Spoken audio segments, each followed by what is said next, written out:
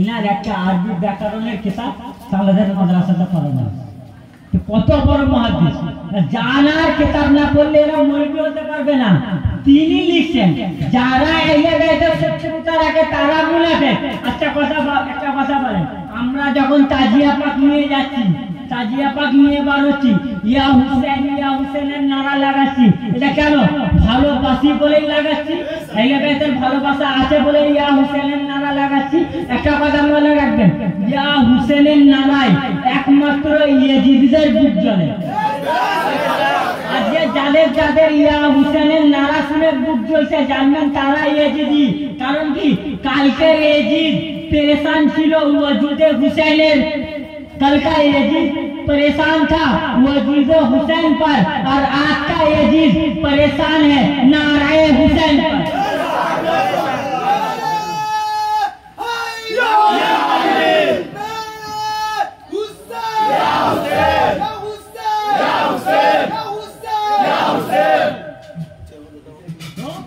কারণ কি? আমরা যে তাজিয়া পাকটা নিয়ে যাই, অ্যাকচুয়ালি আমাদের এই জুলুসটা কিসে? আমাদের এই জুলুসটা হচ্ছে মহরম পাকে যে ইমাম পাকের উপর জুলুম করা হয়েছে, সেই জুলুমের প্রতিবাদে আমরা জুলুস পালন করি। আচ্ছা, যারা হত্যাকারী হয় বা যারা হত্যাকারীদেরকে ভালোবাসে, যদি যে হত্যা হয়েছে তার পক্ষে যদি কোনো জুলুস বার হয় তো হত্যাকারী বুকে ব্যথা লাগে, বুকে ব্যথা লাগবে। তো আমরা যে ইমাম হুসেনের পক্ষে জুলুস বার হচ্ছে, প্রতিবাদী মিছিল, তো যে প্রতিবাদী মিছিল থেকে যারা জ্বলছে হয় বুঝিয়ে নেবেন ওরা হত্যাকারী, নাহলে হত্যাকারী সাথীদেরকে মান্যবার। এছাড়া কারো একটা উদাহরণ দিই, আমাদের আপনাদের আমতাতে যে একটা ছেলে মুসলমান ছেলে হত্যা হয়েছিল, তো ওর প্রতিবাদে যখন মিছিল বার হচ্ছিল, যারা হত্যাতে জড়িত ছিল তারা কত রকম প্রোপাগান্ডা করেছে। একটা মিছিল বার করতে দিয়েছে? যায় না। কেন যায় না? জানো তো, মিছিল বার করলে এরা যে একটা কথা বলবে, কথাটা আমার গায়ে লাগবে, আমার গায়ে লাগবে। ঠিক সেরকম আমরা যে তাজিয়া পাকের মিছিল বার করছি, প্রতিবাদ মিছিল, আমরা যখন নারে হুসেন লাগাচ্ছি তখন ওদের গায়ে লাগছে। আর একটা কথা মনে রাখবেন, আমরা যে বুকে যখন মাথল করি না, বুকে যখন মারি আমাদের লাগে না, উল্টে তাদের বুকে ব্যথা লাগে। মারি আমাদের বুকে, লাগে ওদের বুকে। সেই ব্যথাতে ওরা তর পায়, আর ওদের এই দুনিয়াতেও তর পাবে, এই দুনিয়াতেও চলবে, আখিরাতের ময়দানেও চলবে। এই কারণে একটা কবি কত সুন্দর কথা বলেছেন, जो चाहते हो जमाने में दबदबा रखना, जो चाहते हो जमाने में दबदबा रखना, अपने इलाके का नाम करबला रखना। जो चाहते हो जमाने में दबदबा रखना, अपने इलाके का नाम करबला रखना। हुसैन बैठे थे नबी के कांधे पर, हुसैन बैठे थे नबी के कांधे पर, बहुत सवाब है कांधे पे ताजिया रखना। करबला करबला हक का सीधा रास्ता, करबला करबला हक का सीधा रास्ता, करबला करबला हक का सीधा रास्ता, करबला करबला हुजूर मौला पाक का दामन नहीं छोड़ेंगे, हुजूर मौला पाक का दामन नहीं छोड़ेंगे। যে আসছিল, আচ্ছা ভাই, কুরআন পাকে, আচ্ছা আমি যদি আপনাদের প্রশ্ন করি বা যে কোনো ওয়াহাবি যে কোনো দেবন্দী ভাইকে প্রশ্ন করে যে নামাজ কাদের জন্য? শিয়াদের জন্য? কাদের জন্য? একটু কথা বলুন, নামাজ কাদের জন্য পড়ো? শিয়াদের জন্য, ওয়াহাবিদের জন্য, তবলিগ জামাতের জন্য, ফুরফুরাদের জন্য, সুন্নিদের জন্য, বেরেলভিদের জন্য, কাদরিদের জন্য, লামাজাবিদের জন্য, আহলে হাদিসদের জন্য? বলবেন না কেন? কারণ কি? বলবে কোরআনে হুকুম আছে, কোরআনে হুকুম আছে। তো কোরআনে হুকুম এসেছে মানে কার জন্য? সবার জন্য। আচ্ছা, রোজা কি শিয়া ভাইদের জন্য? আল্লাহ কি বলেছেন? শিয়া ভাইরা রোজা রাখো। সুন্নি ভাইদের জন্য, তো বিদ্যমান ভাইদের জন্য, ফুরফুরা ভাইদের জন্য, লামাজাবি ভাইদের জন্য, ওয়াহাবি ভাইদের জন্য। সব বলবে কেন? কোরআন পাক হুকুম আছে, যেরকম নামাজ পাকে আদায় করার কোরআন পাকে হুকুম আছে, ওই রকম রোজা রাখারও কোরআন পাকে হুকুম আছে। তো অতএব রোজাও সবাইকে রাখতে হবে। আচ্ছা ভাই, হজ কি শিয়া ভাইদের জন্য করতে বলেছে? কথা বলেন একটু, হ্যাঁ কি না? রোজা রাখার জন্য শিয়া ভাইদেরকে বলেছে, সুন্নি ভাইদের, ওয়াহাবিদের, তবলিগ জামাতদের, লামাজাবিদের না। আপনারা বলবেন যে মৌলভী সাহেব আপনার দিমাগ খারাপ হয়ে গেছে কেন? যেহেতু কুরআন পাকে এসেছে সবার জন্য, সবার জন্য। আচ্ছা ভাই, তার মানে কি? কারণ কি? কারণ একটাই বলবেন যে কুরআন পাকে যখন আয়াত এসে গেছে, কুরআন পাকে হুকুম এসে গেছে, তো না শুধু শিয়ারা নামাজ পড়বে, না সুন্নিরা নামাজ পড়বে, না দেবন্দি, না ওয়াহাবি, না, বরং প্রত্যেক কালমা পড়নেওয়ালার উপর নামাজ পড়ে। প্রত্যেক কালমা ওয়ালাকে নামাজ পড়তে হবে, প্রত্যেক কালমা পড়নেওয়ালাকে রোজা রাখতে হবে, প্রত্যেক কালমা পড়নেওয়ালাকে হজ করতে হবে, প্রত্যেক কালমা পড়নেওয়ালাকে কি করতে হবে? দান সদকা করতে হবে, কারণ কুরআন পাকে আয়াত আছে। আচ্ছা ভাই, যদি কুরআন পাকে আয়াত থাকার কারণে প্রত্যেক মুসলমানকে, প্রত্যেক কালমা পড়নেওয়ালাকে যদি সেই জিনিসটাই করতে হয়, ঠিক সেই রকমই কুরআন পাকে তো আহলে বাইত পাকে ভালোবাসার আয়াত আছে, তাহলে কি যদি নামাজ প্রত্যেক কালমা পড়নেওয়ালাকে পড়তে হয়, তাহলে আহলে বাইতকে ভালোবাসতে প্রত্যেক কালমা ওয়ালাকেও হবে। কারণ কি? কুরআন পাকে আয়াত আছে। কথা, নামাজ পড়তে হবে কেন? প্রত্যেক কালমা ওয়ালাকে কুরআন পাকে আছে বলে, কুরআন পাকে আছে। তো কুরআন পাকে তো এই আয়াত করেছে, কুল্লা আসলকুম আহলে বাইত পাকে ভালোবাসো। আমি আসছি এবার আস্তে আস্তে এদিকেই আসছি। তো এই আয়াতটা নাজিল হলো, হুকুম হলো, যদি না পড়ে, আচ্ছা যদি আপনি নামাজ পড়েন আর আমি যদি না পড়ি, তাহলে আমার নামাজ হবে? হবে না। আপনি পড়েন, আমি না পড়লে আমার হবে না, আমি না পড়লে, আপনি না পড়লে আপনার হবে না।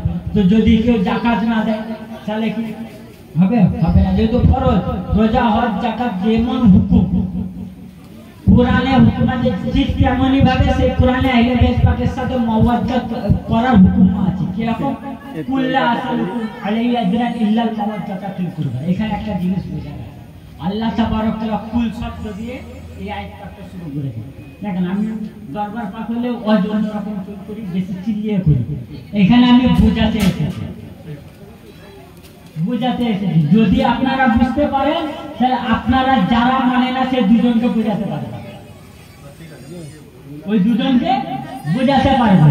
যদি আপনি বোঝাতে পারেন দুজনকে, তাহলে আমার এখানে আসা আমার জন্য বাবা আমি কামলাম, মওলা হোসেন আমার মজলিস কবুল করে দিয়েছে। তো কি এখানে আল্লাহ তাবারক তাআলা কুল শব্দ ব্যবহার করেছেন।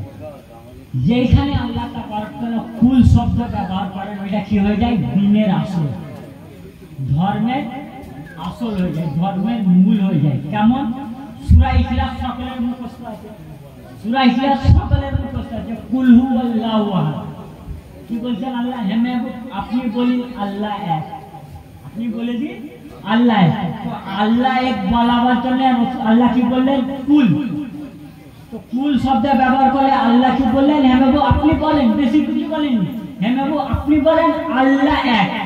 তো আল্লাহকে এক মানা কি বলেন? আল্লাহকে এক মানা ধর্মের মূল। যে দ্বিতীয় দুটো আল্লাহ মানবে সে মুশরিক হয়ে যাবে, তার ধর্মই থাকবে না। আল্লাহকে এক মানতে হবে, তবে তার ধর্ম থাকবে। তো তাওহীদ, আল্লাহকে এক মানা কি? ধর্মের মূল। তো ধর্মের মূল যেটা ধর্মের উসুলের দ্বীনের মধ্যে থাকে, তো আল্লাহ কি করে? কুল শব্দ ব্যবহার করে। কুল শব্দ ব্যবহার করে নিজের তাওহীদকে প্রচার করলেন। কি বলেন? বলে দাও আল্লাহ। তারপর দেখেন আল্লাহ তাবারক তাআলা কোরআন পাকে আবার বলেছেন রাসূলের পাকে, কুল ইন্নী রাসূলুল্লাহি ইলাইকুম, হে নবী আপনি বলুন আমি তোমাদের রাসূল। দেখেন রিসালাত কি? ধর্মের মেন। রিসালাত কি? ধর্মের মেন, ধর্মের মূল। যেরকম তাওহীদ হচ্ছে ধর্মের মূল, সেই রকম রিসালাতও হচ্ছে ধর্মের মূল। দ্বিতীয় ধর্মের মূল রিসালাত। তো এইখানে কি শব্দ ব্যবহার হয়েছে? কুল।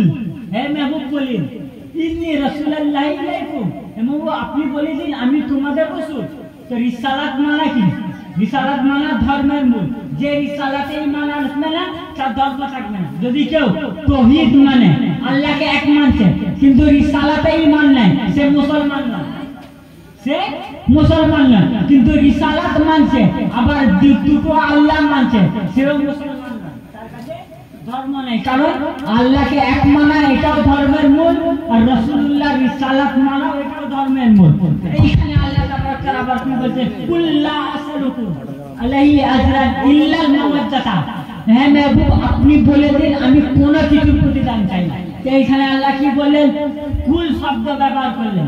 কুল শব্দ ব্যবহার করে আল্লাহ তাবারক তাআলা এটা প্রমাণ করে দিলেন যে এরকম তৌহিদ হচ্ছে ধর্মের মূল, যেমন রিসালাত হচ্ছে ধর্মের মূল, ঠিক তেমনই ভাবে আহলে বাইতের ভালোবাসাটা হচ্ছে ইসলাম ধর্মের মূল। যদি কেউ তৌহিদ মানে, রিসালাত মানে আর আহলে বাইতকে ভালো না বাসে, তাহলে তার কাছে ধর্ম নেই, সে মুসলমান নয়, সে কাফের হয়ে মরবে, সে মুরতাদ, সে কাফের। কারণ কি? দেখেন আল্লাহ আমার এখানে একটা বোঝার আছে, কুল হু আল্লাহু আহাদ। হে মেহবুব আপনি বলেন আল্লাহ এটা কাদের জন্য বলা হয়েছে? কাফেরদের জন্য। আল্লাহ যেখানে কুল শব্দ ব্যবহার করেছেন কাদের হয়ে, কাদের জন্য ব্যবহার করেছেন? কাফেরদের জন্য। হে মেহবুব আপনি কাফেরদের বলেন, হে মেহবুব আপনি কাফেরদের বলে দেন আল্লাহ এক। তারপরে দেখুন সূরা কাফিরুন, কুল ইয়া আইয়ুহাল কাফিরুন। হে মেহবুব আপনি বলুন কাদের? কাফেরদের। লা আবুদু মা তা'বুদুন, লা আবুদু আমি ইবাদত করি না, তোমরা যাদের ইবাদত করো। বুঝলে পাক এটা কাদের জন্য হলো? কাফেরদের জন্য। কুল যেখানে ব্যবহার করেছেন আল্লাহ কাফেরদের জন্য। তো এইখানে কুল শব্দ ব্যবহার করে আল্লাহ প্রমাণ করে দিলেন যদি কেউ আহলে বাইতকে ভালো না বাসে, সে নামে মুসলমান কিন্তু কাফের হয়ে মৃত্যুবরণ করবে। মুসলমান জানলে কাফের মুসলমান, কিন্তু সে মুসলমান নয়, সে কাফেরের মতো হয়ে মৃত্যুবরণ করবে।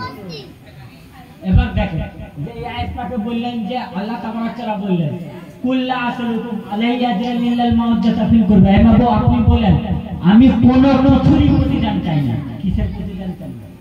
কোনো কিছুরই প্রতিদান বলতে কিসের?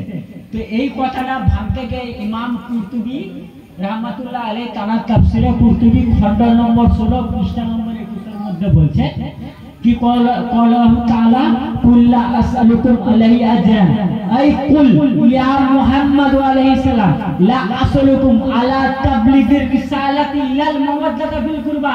তো ইমাম কুরতুবী বলছেন হে মাহবুব আপনি বলুন, আপনি উঠুন এবং বলুন কি করবেন যে আমি কোনো কিছু প্রতিদান চাই না। কিসের উপর?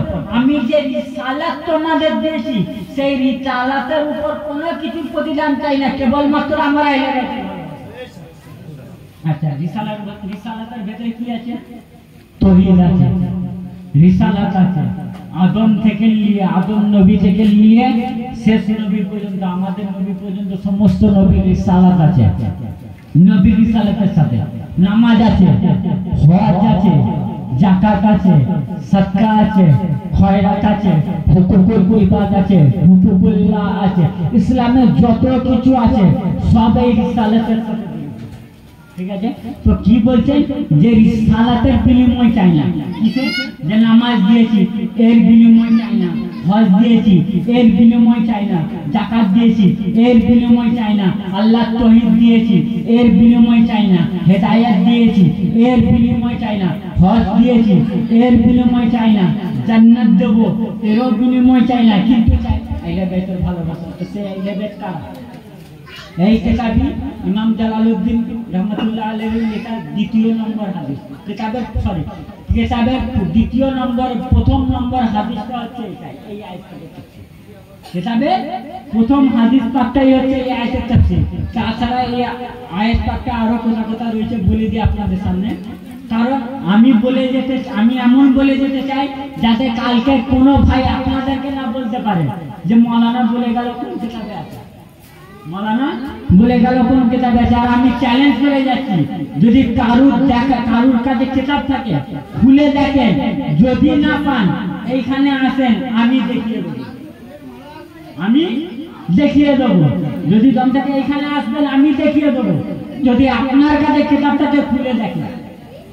এছাড়া তাফসীরে কাশাফের দ্বিতীয় খণ্ড 402 পৃষ্ঠা, তাফসীরে ইবনে কাসিরের খণ্ড নম্বর 4 পৃষ্ঠা নম্বর 112 এর মধ্যে, তাফসীরে কুরতুবী খণ্ড নম্বর 15 পৃষ্ঠা নম্বর 22 এর মধ্যে, তাফসীরে বাইতাবি খণ্ড নম্বর 5 পৃষ্ঠা নম্বর 353 এর মধ্যে, তাফসীরে আল আব্বাস খণ্ড নম্বর 2 পৃষ্ঠা নম্বর 121 এর মধ্যে, তাফসীরে ইবনে তাবারি খণ্ড নম্বর 2 পৃষ্ঠা নম্বর 100, তাফসীরে ইবনে আরাবি খণ্ড নম্বর 2 পৃষ্ঠা নম্বর 118। এদিক সেদিক করে এই হাদিসের তাফসীর আহলে সুন্নাত ওয়াল জামাতের তাফসীরের কিতাব কটা জেনে রাখেন, 43 খানা। সেই 43 খানা কিতাবের মধ্যে 25 খানা কিতাবে এই আয়াতটাকে তাফসীর করেছে। এই আয়াতটাকে তাফসীর করেছে। দেখেন এই কিতাবটা কিনে আমি পড়ে শোনাচ্ছি। এই কিতাবটা কার লেখা? ইমাম জালালউদ্দিন সুয়ুতির ইয়া আল মাইয়াত বি ফাজাইল আইলাবে আল হাদিস আল-থানি আখরাজা ইবনে মুনজির ওয়া ইবনে আবি হাতিম ওয়া ইবনে মারদুদিয়া ফি তাফসীরুহু। ইনি আবার বলছেন যে কারা কারা এই হাদিস পাকটা লিখেছে। ইমাম জালালউদ্দিন সুয়ুতি বলছে ইবনে মুনজির লিখেছেন, ইমাম ইবনে হাতিম লিখেছেন, ইমাম ইবনে মারদুদিয়া এবং ইমাম তাবরানী ফিল মুজামুল কবিরের মধ্যে আলী ইবনে আব্বাস রাদিয়াল্লাহু তাআলা আনহু লাম্মা নাযালাত হাজিল আয়াতু কুল্লু আসালুকুম আলাইহি আজরান মিনাল মাওয়াদ্দাতা ফিল কুরবা ক্বালু ইয়া রাসূলুল্লাহ। হযরত ইবনে আব্বাস বলেন যখন এই আয়াত নাযিল হলো আমরা রাসূলুল্লাহ সাল্লাল্লাহু আলাইহি ওয়াসাল্লামের কাছে গেলাম, কোন আয়াত পাকে এনাবু বলে দিন, আমি কোনো কিছু প্রতিদান চাই না, কেবল মাত্র নিকট আত্মীয়র ভালোবাসা ছাড়া। তখন হযরত আব্দুল্লাহ ইবনে আব্বাস বলেন ক্বালু ইয়া রাসূলুল্লাহ, আমরা রাসূলের পাককে জিজ্ঞাসা করলাম মান কারাবাতুকা ফাউলাইয়াতিনা ওয়াজাবাত আলাইনা মাওয়াদাতাহুম। ইয়া রাসূলুল্লাহ, আপনার সেই রিশতেদার, সেই নিকট আত্মীয় কারা যাদের ভালোবাসা আমাদের উপর ফরজ হয়েছে? আব্দুল্লাহ ইবনে আব্বাস কে নবী পাকের আত্মীয়, ওনার চাচা ছেলে, রাসূল পাকের ভাইপো। আব্দুল্লাহ ইবনে আব্বাস হচ্ছে রাসূল পাকের কে ভাইপো, চাচার ছেলে। হযরত আব্বাস রাদিয়াল্লাহু তাআলা আনহু ছেলে, তিনি তো আত্মীয়। তিনিও জিজ্ঞাসা করতেন, তিনি আত্মীয় হয়েও জানছেন এই আয়াতে আমাদের হক নাই। কাদের হক আছে তিনি জানছেন। কার উপরে দেখেন কি বলেছে, ওয়াজাবাত আলাইনা সাহাবা, তিনি সাহাবা, তার মানে কি সাহাবাদের উপরও যাদের ফরজ ছিল ভালোবাসা।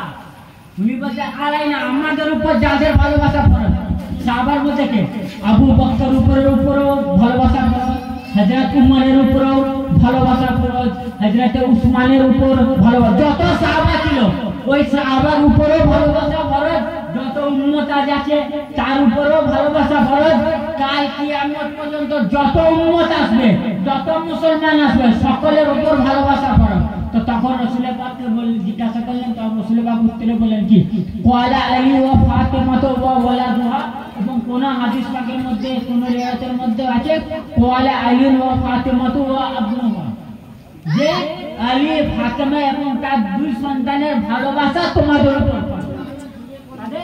আলী, ফাতিমা, ইমাম হাসান, ইমাম হুসেন আলাইহিস সালামের ভালোবাসা তোমাদের উপর ফরজ। এবং কাল কিয়ামত পর্যন্ত যত আওলাদ পাক আসবে, ইমাম হাসান পাক এবং ইমাম হুসেন পাকের নসলে যত আওলাদ পাক আসবে, সকল আওলাদ পাকের ভালোবাসা সমস্ত মুসলমানের উপর, সমস্ত মুসলমানের উপর ফরজ। যারা মুসলমান হবে তারা আহলে বাইত পাককে ভালোবাসবে। এবার একটা মজার কথা শুনুন, রাসূল পাক আমরা কি করি, যারা নামাজ পড়ে না তাকে তারকে নামাজ বলা হয়। তারকে নামাজ মানে যারা নামাজ ছেড়ে দেয়। তারকে নামাজ মানে কি? তারক মানে হচ্ছে ছেড়ে দেওয়া। তারক মানে কি? ছেড়ে দেওয়া। তো তারকে নামাজ বলি, যারা নামাজ পড়ে না তাদের বলি তারকে নামাজ। যারা রোজা রাখে না তাদের বলে তারকে সওম। যারা হজ করে না তাদেরকে বলে তারকে হজ। যারা সদকা দেয় না তাদেরকে বলে তারকে সদকা। যারা সমস্ত কিছু নামাজ পড়ে না তাদেরকে তারকে নামাজ বলে। তো যারা ভালোবাসে না তাদের কি বলবে? যারা আমরা নামাজ পড়ি না তাহলে আমাদের কি বলে? এরা নামাজ পড়ে না। কিছু মানুষ নামাজ পড়ে না, আমাদের পীর ভাই আছে অনেক নামাজ পড়ে না, তো কি বলে? এরা নামাজ পড়ে না, এরা রোজা রাখে না, এরা রোজা ছেড়ে দেয়, এরা হজ করে না, হজ ছেড়ে দেয়। তো বরং যারা আপনাদেরকে এই কথা বলবে তাদেরকে এইটা বলবেন না যে তোরা আহলে বাইতকে ভালোবাসি না, তোরা আহলে বাইতকে ভালোবাসি না, এই কথা বলবেন না। বরং তাদেরকে এটা বলবে যে তোরা নামাজ পড়িস, হজ করিস, যাকাত দিস, সব কিছু করিস, কিন্তু নবী পাকের বিনিময় দিস না। কি দিস না? নবী পাকের বিনিময় দিস না। নবী পাক কিসের বিনিময় খেয়েছেন? তাবলীগের রিসালাত, যে রাসূল পাক বলেছেন যে আমি তোমাকে নামাজ দিয়েছি, নামাজের বিনিময় চাই না, কিন্তু চাই আলীর ভালোবাসা। তোমাদের হজ দিয়েছি, হজের বিনিময় চাই না, কিন্তু চাই ইমাম হাসানের ভালোবাসা। তোমাদের রোজা দিয়েছি, রোজার বিনিময় চাই না, কিন্তু চাই ইমাম হুসাইনের ভালোবাসা। তোমাদেরকে যাকাত দিয়েছি, যাকাতের বিনিময় চাই না, কিন্তু চাই আহলে বাইতের ভালোবাসা। তোমাদের তৌহিদ দিয়েছি, তৌহিদের বিনিময় চাই না, কেবল মাত্র আহলে বাইত পাকের ভালোবাসা।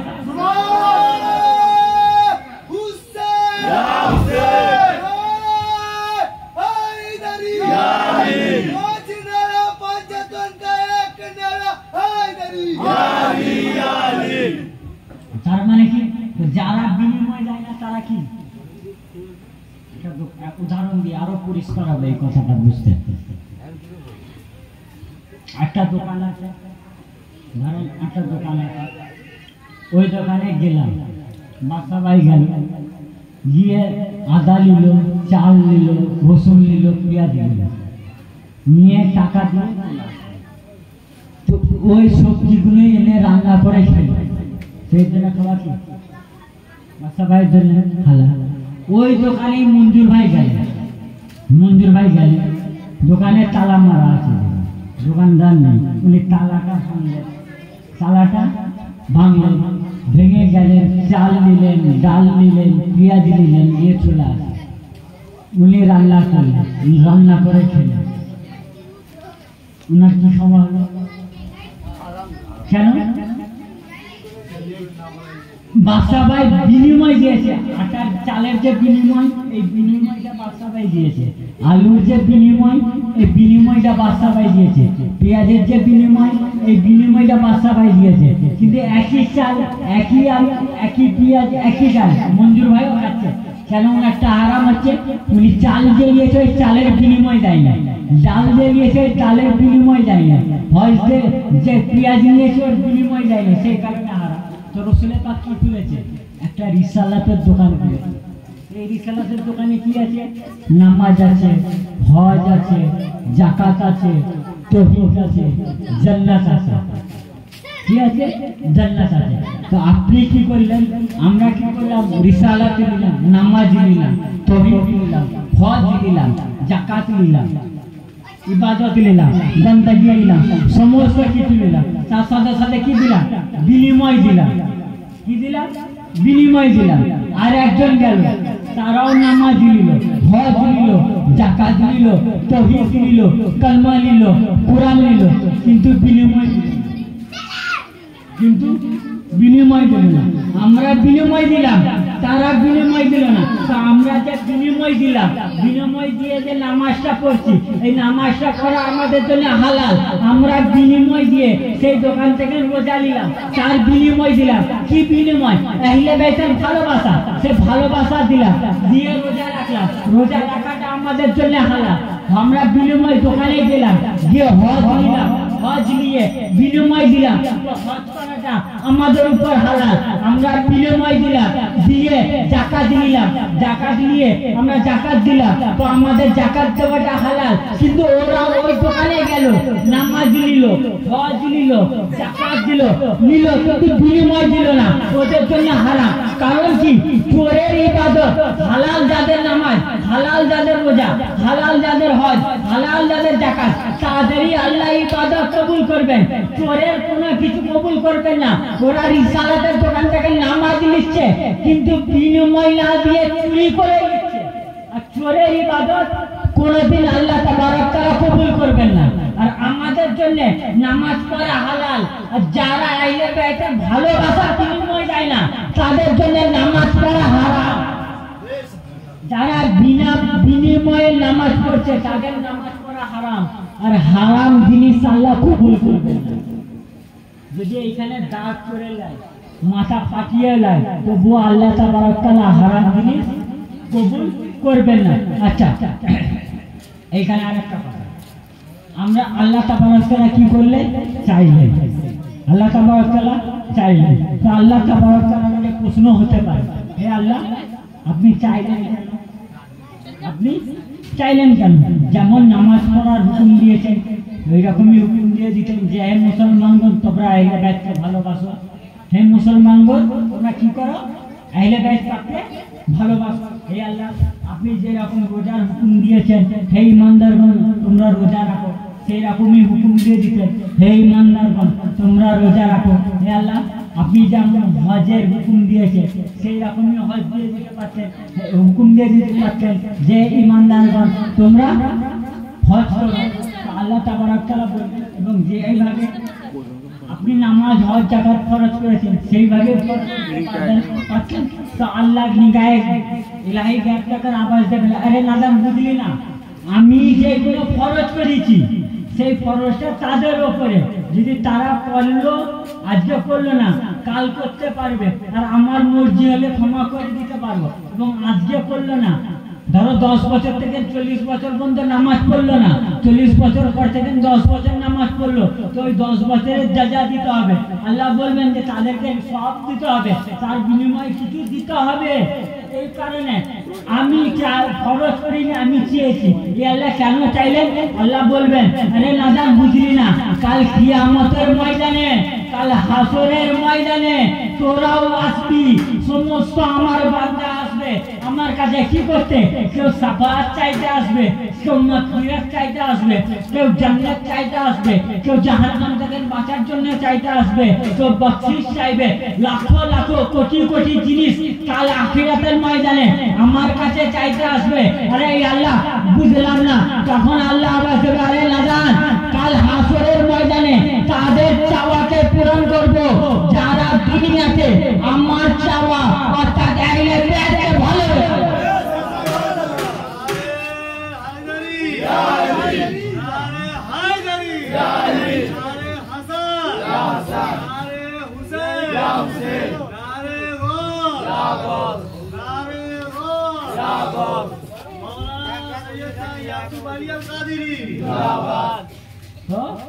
তাদের চাওয়া পূরণ হবে। আর আপনি যদি চাওয়াকে সারাদিন সারা যদি দিয়ে দিয়েছেন, নবী পাক বলেছেন চাওয়া পূরণ হবে, আমি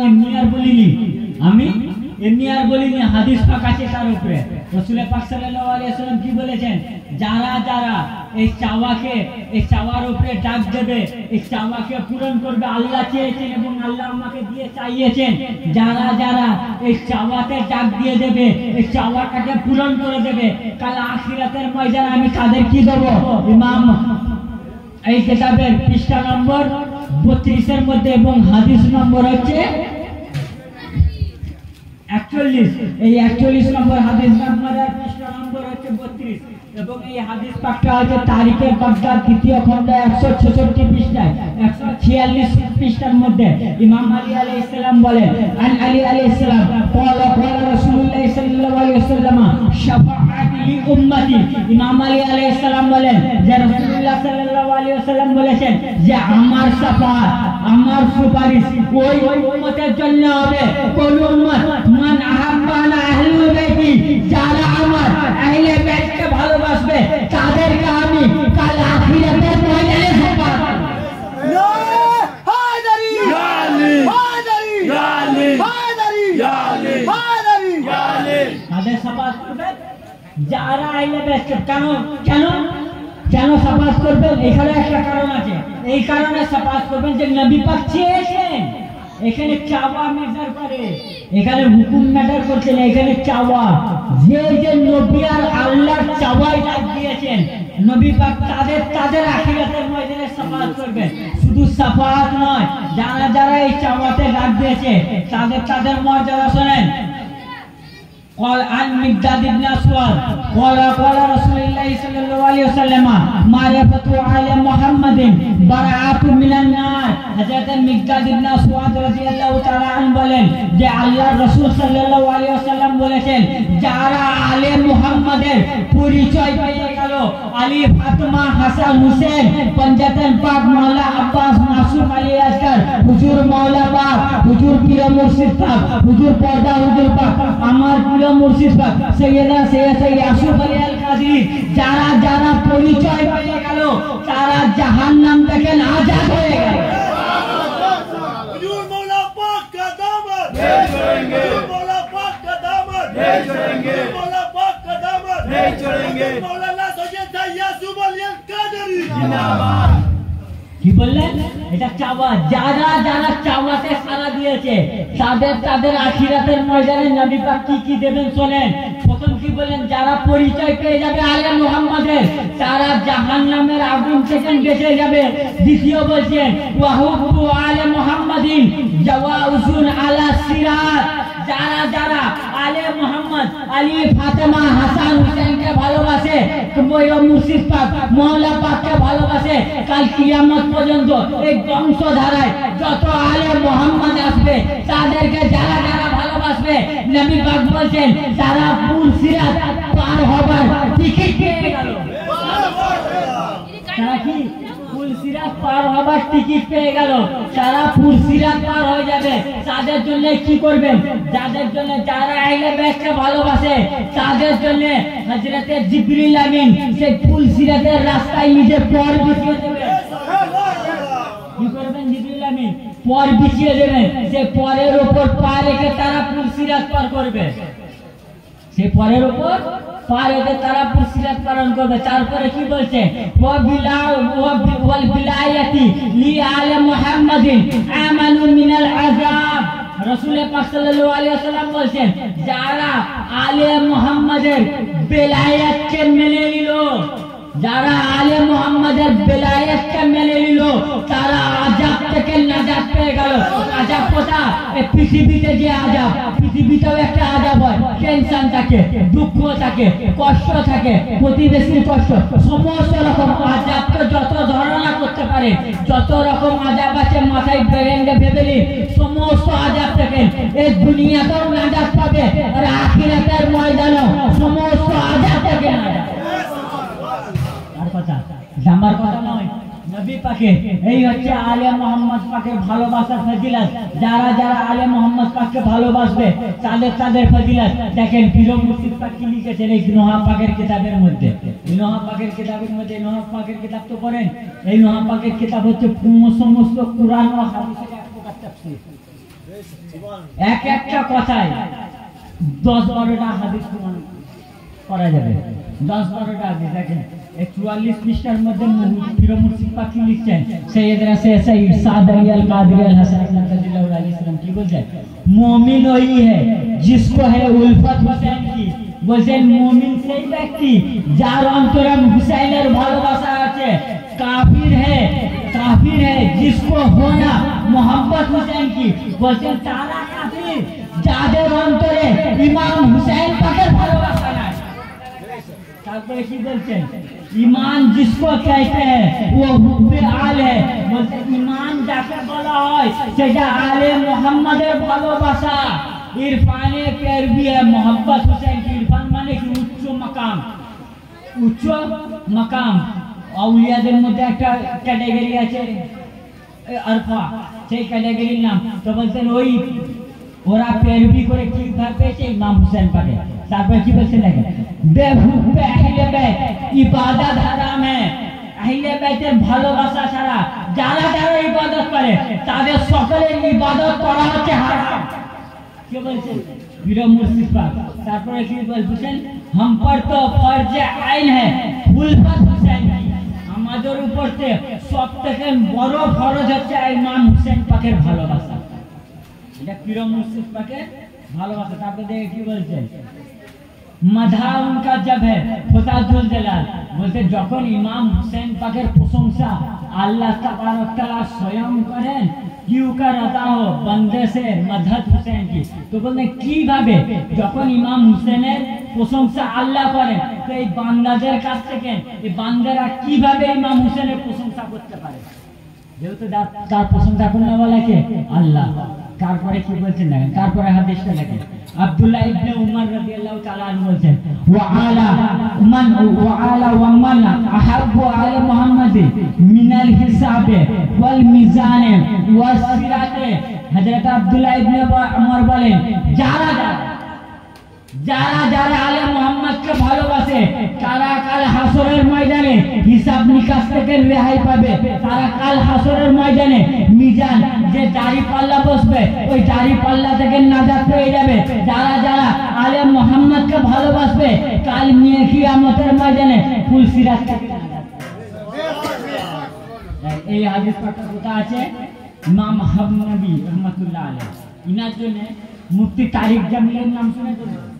উনি তবলিগ জামাতের বহুত বড় লিডার পাকিস্তানে। তাঁর একখানে কিতাব আছে গুলদস্তায়ে আহলে বাইত, 500 পেজের বই। ওই পেজের মধ্যে বলছে ইমাম হামনবীর জন্য বলছে উনি হচ্ছেন শাইখুল ইসলাম, ইসলামের শেখ। কারণ কত বড় পায়ে একটা মুহাদ্দিস। তিনি তাঁর কিতাবের মধ্যে লিখেছেন খণ্ড নম্বর 1 পৃষ্ঠা নম্বর 4 আর হাদিস নম্বর 502 as-sab'in fi fadail ali ইমাম সৈয়দ আলী হামদানি রহমাতুল্লাহ আলাইহি আল্লাহর মস্ত বড় ওলি ছিলেন। তাঁর লেখা কিতাব খণ্ড নম্বর 100 পৃষ্ঠা নম্বর 59 এর মধ্যে এই হাদিস বর্ণনা হয়েছে। তো যাই হোক, মুক্তাসর ভাবে আহলে বাইত পাকের ভালোবাসাটা বুঝেছেন তো? এখন আপনাদের সামনে কিছুক্ষণ তাজিয়া পাক, আমরা যে দুলদুল পাক করি, এই দলিল দিয়ে আমার বক্তব্য শেষ করব।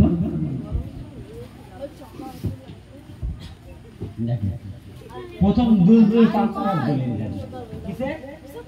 দুলদুল পাক। দুলদুল পাক করি তো সমস্ত জিনিসের নকল করা যায় না। কিসে? সমস্ত জিনিসের নকল করা যায় আছে।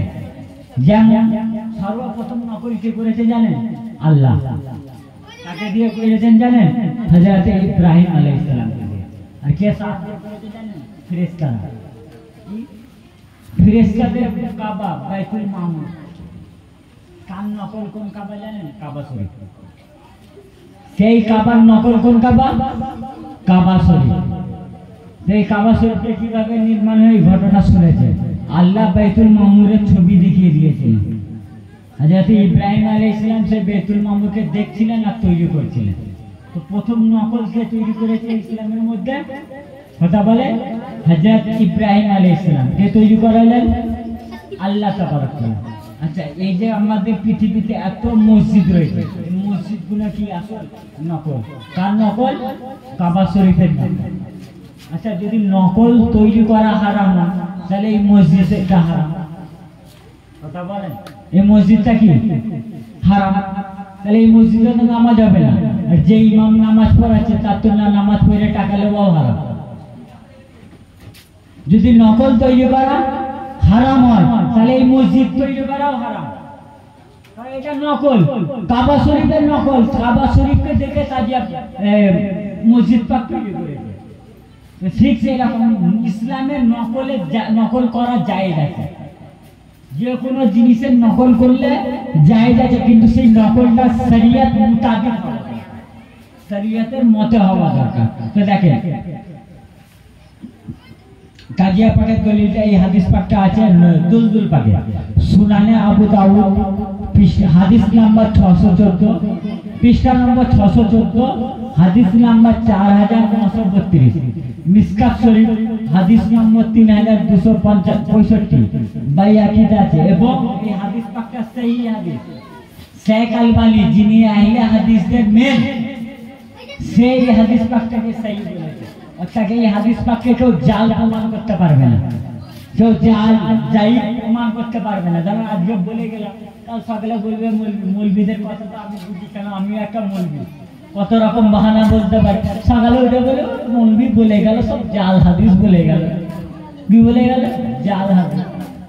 জাল হাদিস মানা যাবে না। তো সেই কারণে বলে দিলে এই হাদিসটা জাল নয়, যাদেরকে যা মানে তারাই এই হাদিসটাকে সহিহ বলে দেয়।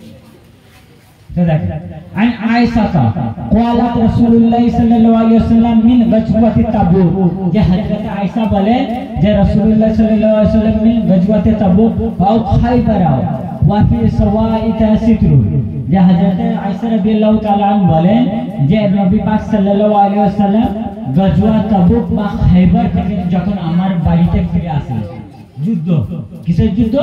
তাবুকের যুদ্ধ, না হলে খায়বারের যুদ্ধ থেকে যখন বাড়িতে ফিরে আসলেন, তো বাড়িতে আসার পর একটা দেয়াল ছিল, একটা ঘরের তাক ছিল, তাকের উপর পর্দা ঝোলানো ছিল। তো যখন হাওয়া বয়, হাওয়া প্রবাহের ফলে সে পর্দার একটা পাশ খুলে যায়, সরে যায়। হাওয়া চলে একটা পাশ চলে যায় না, তো সরে যায়। তো সরে যাবার পর তার খেলার প্রতিনিধিত্ব রাসূল পাক দেখলেন। কি দেখলেন? হযরত আয়েশার কি দেখলেন? সে তাকে খেলার পুতুল দেখলেন, খেলার পুতুল দেখলেন। তো খেলার পুতুল দেখার পর রাসূল পাক জিজ্ঞাসা করলেন, ইয়া আন বানাতিল আয়েশা, হে আয়েশা এগুলো কি, এগুলো কি? তখন পুতুল দেখলেন হযরত আয়েশা রাদিয়াল্লাহু তাআলা আনহা, কে ইনি? উম্মুল মুমিনিন, সকল মুমিনদের মা, এবং হযরত আবু বকর রাদিয়াল্লাহু তাআলা আনহার মেয়ে আর রাসূল পাকের কে স্ত্রী। তিনি পুতুল নিয়ে খেলা করতেন, তিনি পুতুল নিয়ে খেলা করতেন। তো ওনার তাকে পুতুল ছিল, তো রাসূল পাক পুতুল দেখলেন, দেখে জিজ্ঞেস করলেন, আয়েশা এটা কি? তখন আয়েশা বললেন, ক্বালাত বানাতি, এগুলো আমার মেয়ে, এগুলো আমার মেয়ে। তখন রাসূল পাক আবার দেখলেন, ওয়া রা বাইনাহুনা ফারাসান লাহু জালাহান মিন উকাইল, যে এবং সেই ঘোড়াগুলো কি ছিল, যে পুতুল দেখলেন তার মধ্যে একটা ঘোড়া ছিল, সে ঘোড়ার দুটো ডানা ছিল, দুটো ডানা ছিল। দেখার পর রাসূল পাক বলেন, ফাকালা মা হাযাল্লাযী আলাইহি, হে আয়েশা এটা কি, দুটো ডানা বৈশিষ্ট্য এটা কি? তখন হযরত আয়েশা বললেন, ক্বালা জানান, এটি দুটি ডানা। তখন আবার রাসূল পাক বলেন, ক্বালা ফারাসুন লাহু জানান, যে এটা কেমন ঘোড়া, এ কেমন ঘোড়া যার আবার দুটো ডানা আছে, কেমন ঘোড়া যে ঘোড়ার দুটো ডানা আছে? তখন হযরত আয়েশা বলতেন, ক্বালা আমা সামিতা আন্না লিসুলাইমান খাইলান লাহা আজনিহাতুন। হযরত আয়েশা বলেন, ইয়া রাসূলুল্লাহ, আপনি কি শোনেননি হযরত সুলাইমান আলাইহিস সালামের ঘোড়ার দুটো ডানা ছিল? কি ছিল? হযরত সুলাইমান আলাইহিস সালামের ঘোড়ার দুটো কি ছিল? ডানা ছিল। তখন হযরত আয়েশা বললেন, ক্বালাত ফাজাইতা হাত্তা রাআইতু নওয়াজিজাহু, যে হযরত আয়েশা বললেন যে আমি এই কথা শোনার পর রাসূল পাক এমন ভাবে হাসলেন যে ওনার দাঁত মুবারক আমি দেখতে পেলাম, আমার ওনার দাঁত মুবারক দেখতে পেলাম। তো এইখানে মজার বিষয়, হযরত আয়েশার ঘরে কি আছে কথা বলেন? পুতুল আছে, তার সাথে কার পুতুল আছে? একটা ঘোড়া। সেই ঘোড়ার কি আছে? দুটো ডানা। তো ওই ঘোড়া কার? ওনার উত্তরে কি পেলেন? সুলেমান নবী ঘোড়ার দুটো ডানা ছিল। হযরত আয়েশা কি তৈরি করেছিলেন কথা বলেন? হযরত সুলেমান নবী আলাইহিস সালামের ঘোড়ার নকল কি তৈরি করেছিলেন? সুলেমান নবী আলাইহিস সালামের ঘোড়ার নকল। ঘোড়ার নকল তৈরি করা কার সুন্নাত? হযরতে আয়েশার সুন্নাত। যারা হযরতে আয়েশাকে মানে তারাই ঘোড়ার নকল তৈরি করবে, আর যারা হযরতে আয়েশাকে মানে না তারা ঘোড়ার নকল তৈরি করবে না। তো আমরা দুলদুল তৈরি করি, ওই দুলদুলটা কার নকল? ইমাম হুসাইন পাকের ঘোড়া পাকের নকল। কার নকল?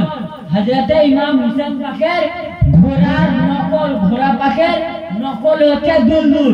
যদি নকল করা হারাম হয়, যদি দুলদুল করা হারাম হয়, যদি ইমাম হুসেনের ঘোড়ার প্রতিচ্ছবি করা হারাম হয়, তাহলে সেই হারামের ফতোয়া হিম্মত থাকলে হযরতে আয়েশাকে দাও।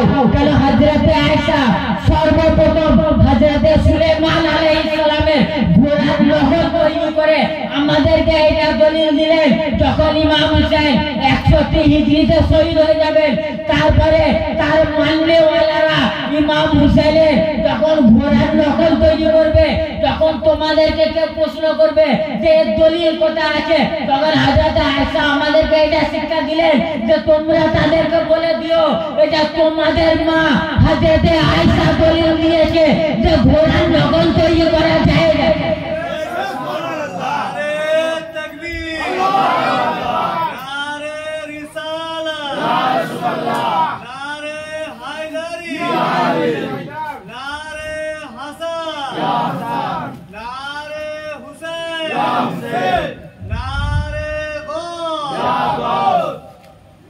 কি এই দলিলটা হযরত আয়েশা? যদি একটা বলে নবীর ঘরে হারাম কাজ হতে পারে, নবীর বিবি করছে, নবী আবার জিজ্ঞাসা করে হাসলেন, যদি নবী কি করতে এসেছেন? যত হারাম কাজ থেকে দূরে করতে এসেছেন, যারা হারাম কাজ করবে তাদেরকে মানা করতে এসেছেন। যদি হারাম হতো দুলদুল পাক তৈরি করা, ঘোড়ার পাকের নকল তৈরি করা, যদি হারাম হতো নবী পাক নিজের বিবিকে বলছেন এই আয়েশা তুমি হারাম কাজ করছো কেন? তার মানে বোঝা যাচ্ছে এই মৌলবীরা নবীর চেয়ে বেশি শরীয়ত বুঝে গেছে, যে শরীয়ত দিয়েছে তার চেয়ে বেশি শরীয়ত বুঝে গেছে। তাই নয় আসলে নবীর বিদ্বেষ আছে এদের ভিতরে, কি আছে? বুক যাচ্ছে এদের ভিতরে, নবী পাকের বুক যাচ্ছে, আহলে বাইত পাকের বুক যাচ্ছে। কেন বুক যাচ্ছে জানেন? নবী পাক তো মাওলা আলীকে নিয়ে কাবা শরীফে 360 খানা মূর্তি ভেঙেছিলেন না? এদের খোদাকে কে ভেঙেছিল? এদের যাদের আজকে মনে অন্তরে ব্যথা লাগে দুলদুল পাক দেখলে, তাজিয়া পাক দেখলে, মহরম পাক আসলে, মাতম পাক দেখলে যাদের ব্যথা লাগে, এদের বাপ দাদার মূর্তি তো মাওলা আলী ভেঙেছিলেন, সেই শত্রুতা অন্তরে আছে। তাই দুলদুল পাক দেখলে সেই মূর্তি ভাঙার কথাটা মনে পড়ে যায়। যখনই মনে পড়ে যায় তখনই ফতোয়া দিতে শুরু করে যায়। তাজিয়া পাক হারাম, দুলদুল পাক হারাম, মাতম পাক হারাম, নোহা পাক হারাম, এই সমস্ত জিনিসের হারামের ফতোয়া দিতে শুরু করে। কেন? ওই মূর্তি ভাঙার ব্যথা এখন এদের অন্তর থেকে যায়। এদের বাপ দাদার মূর্তি ভেঙে দিয়েছে মাওলা আলী, বাপ দাদার মূর্তি ভেঙে দিয়েছে মাওলা আলী, সেই কারণে অন্তর থেকে ব্যথা যাচ্ছে না। এবার আসেন যে আমি বললাম না প্রত্যেক জিনিসের তাজিয়া পাক তৈরি, আমরা যে তাজিয়া পাক তৈরি করি ইমাম হুসেন পাকের মাজার শরীফের নকশা, এক কথায় বলতে গেলে নকল ইমাম পাকের মাজার শরীফের প্রতিশ্রুতি। আচ্ছা, তো এখন মুলবিরা বলবে আচ্ছা মেনে নিলাম নকল করা যায়, নকল করা জায়েজ আছে, তাহলে তো তোমরা তো তাজিয়া পাক করছো, ও তো ইমাম হুসেনের রোজা পাকের নকল হচ্ছে না? ইমাম হুসেন রোজা পাকের মাজার পাকের নকল হচ্ছে না, প্রতিচ্ছবি হচ্ছে না। বাস্তব কথা, আমরা অনেকে ইমাম হুসেন পাকের রোজা শরীফের প্রতিচ্ছবি নকল করি না, কেউ আজমের শরীফ করি, কেউ দোয়া শরীফ করি, সে বিভিন্ন রকম তাজিয়া পাক করি, প্রতিচ্ছবি হচ্ছে না, ঠিক আছে, হচ্ছে না। তাহলে সে মৌলবীকে প্রশ্ন করবে, কি প্রশ্ন করবেন জানেন? যে মৌলবী এই কথা বলবে সেই মৌলবীকে প্রশ্ন করবেন মসজিদটা কিসের নকল? কথা বলেন কাবা শরীফের। তাহলে কাবা শরীফের মতো করেছে? কাবা শরীফের মতো করেছে? করেনি। কারণ কি? কাবা শরীফের মর্যাদা আলাদা, ওই কারণে কাবা শরীফের পুরো নকল করা হয়নি। ঠিক সেরকম ইমাম হুসেন পাকের রোজা পাকের মর্যাদা আলাদা, সেই কারণে ইমাম হুসেন পাকের রোজা পাকের হুবহু নকল করা হয় না। অনেকে করে, অনেকে করে না। যারা নকল করে আমাদের দরবার পাকে হুবহু নকল করা হয় তাজিয়া পাকে।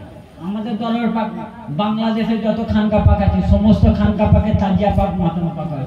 এই ভারতে যত খানকা পাক আছে সমস্ত খানকা পাকে তাজিয়া পাক মাতম পাক হয়। মালয়েশিয়াতে যত খানকা পাক আছে এই খানকা পাকে তাজিয়া পাক মাতম পাক হয়। পাকিস্তানে যত খানকা পাক আছে মাতম পাক তাজিয়া পাক সব জায়গায়। এবং কি জানেন, আমাদের প্রিয় বড় হুজুর পাক সৈয়দ শাহ রাশিদ আলী আল কাদরি আলাইহিস সালাম, উনি যখন তাজিয়া পাক জিয়ারত করতে যেতেন, তাজিয়া পাককে দেখে খালি পায়ে হয়ে দাঁড়িয়ে হাত দুটোকে এরকম জোরে করে এরকম দাঁড়াতেন, কত আদবের সাথে। একটা কথা মনে পড়ে গেল, হুজুর মওলা পাকের উৎসব পাকে যান, সৈয়দ শাহ মুর্শিদ আলী আল কাদরি আল হাসানি ওয়াল হুসাইনি মাদ্দাদিল্লাহু আলাইহি, উনার জামানায় এক খ্রিস্টান তানার কাছে এসেছিল, এসে বলেছিল যদি আপনি ঈসা নবীকে দেখিয়ে দেন, তাকে যদি আপনি ঈসা নবীকে দেখিয়ে দেন তাহলে আমি আপনার হাতে মুসলমান এবং আপনার বায়াত হয়ে যাবে, আপনার হাতে বায়াত হয়ে যাবে এবং মুসলমান হয়ে যাবে। তো মুহররমের মাস ছিল, তার মওলা পাক বলেন ওই একটা জায়গার নাম বলে যেখানে তাজিয়া বেগ বাগান, কলকাতার বেগ বাগান। তখন মওলা পাক বলেন ওই দিনে আশুরার দিনে ওইখানে চলে আসবে। তো মওলা পাক জিয়ারত করতে গেলেন তাজিয়া পাক। আমাদের বর্তমান হুজুর পাকও যান, কালকেও যাবেন জিয়ারত পাক করতে, আমরাও যাবো আমার পেছন পেছন জিয়ারত পাক করতে। তো উনি বললেন ওইখানে চলে আসবে কলকাতা বেগ বাগানে। তো সেই ব্যক্তিটা আসলো, এসে দেখতে হুজুর মওলা পাক বা আদব জুতো পাক খুলে হাত জোড়ো করে দাঁড়িয়ে আছে। আদব দেখেন, মৌলবীরা তাজিয়া পাকের মর্যাদা বুঝবে না। কারণ কি জানেন, ইয়াজিদের দলে 2500 কোরআনে হাফেজ ছিল, 300 মাওলানা ছিল, 700 মুফতি ছিল, কথা বলেন না, হাফিজে কোরআন ছিল, মুফতি ছিল মৌলানা কোরআন। আচ্ছা, ওই 700 মুফতি ইমাম হুসেন পাককে দেখে যদি ইমাম হুসেন পাকের মর্যাদা না চিনতে পারে, তো সেই মুফতির উত্তরসূরিরা তাজিয়া পাককে দেখে তাজিয়া পাকের মর্যাদা চিনবে কি করে? তার উত্তরসূরি কেরামত মুফতি ইবনে জিয়াদ উমর ইবনে সাদকে চিঠি লিখছে। কি চিঠি লিখছে জানেন? যে ইমাম হুসেনের বরদান মুবারক কেটে তাড়াতাড়ি নিয়ে আয়, আসরের নামাজ পড়তে হবে, আসরের নামাজ কাজা না হয়ে যায়। তো এই মুফতিরা ইমাম হুসেন পাকের তাজিয়া মর্যাদা বুঝতে পারবে না। এই তাজিয়ার মর্যাদা একমাত্র আল্লাহর ওলিরা বুঝেছেন, আর আল্লাহর ওলিরা তাজিয়া পাক করে গেছে, তাজিয়া পাক করে গেছে। তো পীর মুর্শিদ পাককে দেখে, হুজুর মওলা পাককে দেখে সেই খ্রিস্টানটা গেল, গিয়ে বললো, ইয়া হুজুর, আমার যে আজ যদি ঈসা নবী কি দেখিয়ে দেন, তাহলে আমি আপনার হাতে বায়াত করে মুসলমান হয়ে যাব। তখন পুরো মওলা পাক মাথাটা নিচু করলেন, করে আবার উঠ তুললেন। তাজিয়া পাক আসছিল, তো বলে দেখো তাজিয়া পাকের পেছনে দেখ। যখন ও তাজিয়া পাকের কাছে ওই খ্রিস্টানটা দেখছে, তো দেখার পর 6জন নুরানি ব্যক্তিকে দেখতে পেল। 6জন সেই জুলুসের মধ্যে নুরানি ব্যক্তিকে দেখতে পেল, যে তাদের চেহারা মুবারক থেকে নূর ঝলকাচ্ছে, তাদের চেহারা মুবারক থেকে নূর বার হচ্ছে, দেখতে পেল। তো দেখতে পেয়ে জিজ্ঞাসা করছে, ইয়া মওলা পাক, এনারা কারা? তো বলছে যে তুমি যে ইচ্ছা করেছিলে ঈসা নবীকে দেখবে বলেছিলে, তো ঈসা নবী নয়, তার সাথে সাথে আরো 5 জনকে দেখিয়ে দিলাম। ওই যে দেখছো, ওইটা হচ্ছে ঈসা নবী, তোমার নবী, তুমি যার উম্মত মানো, সেই ঈসা নবী। ইনি হচ্ছেন মুহাম্মদ সাল্লাল্লাহু আলাইহি ওয়াসাল্লাম, ইনি হচ্ছেন সাইয়্যিদা তাহিরা ফাতেমা সালামুল্লাহ আলাইহা, ইনি হচ্ছেন ইমাম হাসান পাক, ইনি হচ্ছেন ইমাম হুসাইন পাক। ওকে মওলা পাক সেই আশুরার দিনে তাজিয়া পাকের সাথে পঞ্জদান পাককে এবং ঈসা নবীকে দেখালেন।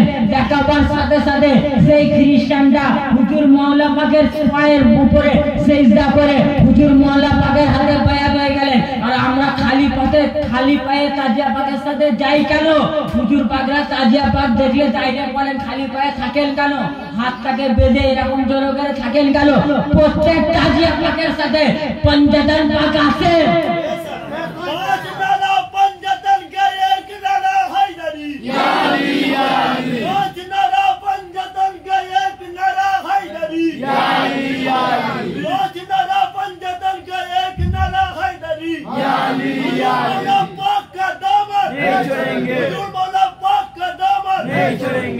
সেই চোখটা নাই আমাদের দেখার, জানারা দেখান উনার আওলাদ পাক, আমাদের প্রিয় মুর্শিদ পাক কি উনার আওলাদ পাক, উনার আওলাদ পাক ঠিক নিজের পিতাকে চিনবেন, ঠিক নিজের পিতাকে চিনবেন, সেই কারণে ওইভাবে দাঁড়ান। আমরা ওইভাবে দাঁড়াই, আমাদের উপরে ফতোয়া লাগাই, আমরা জুলুস পাকে বিনা ওযুতে থাকি না।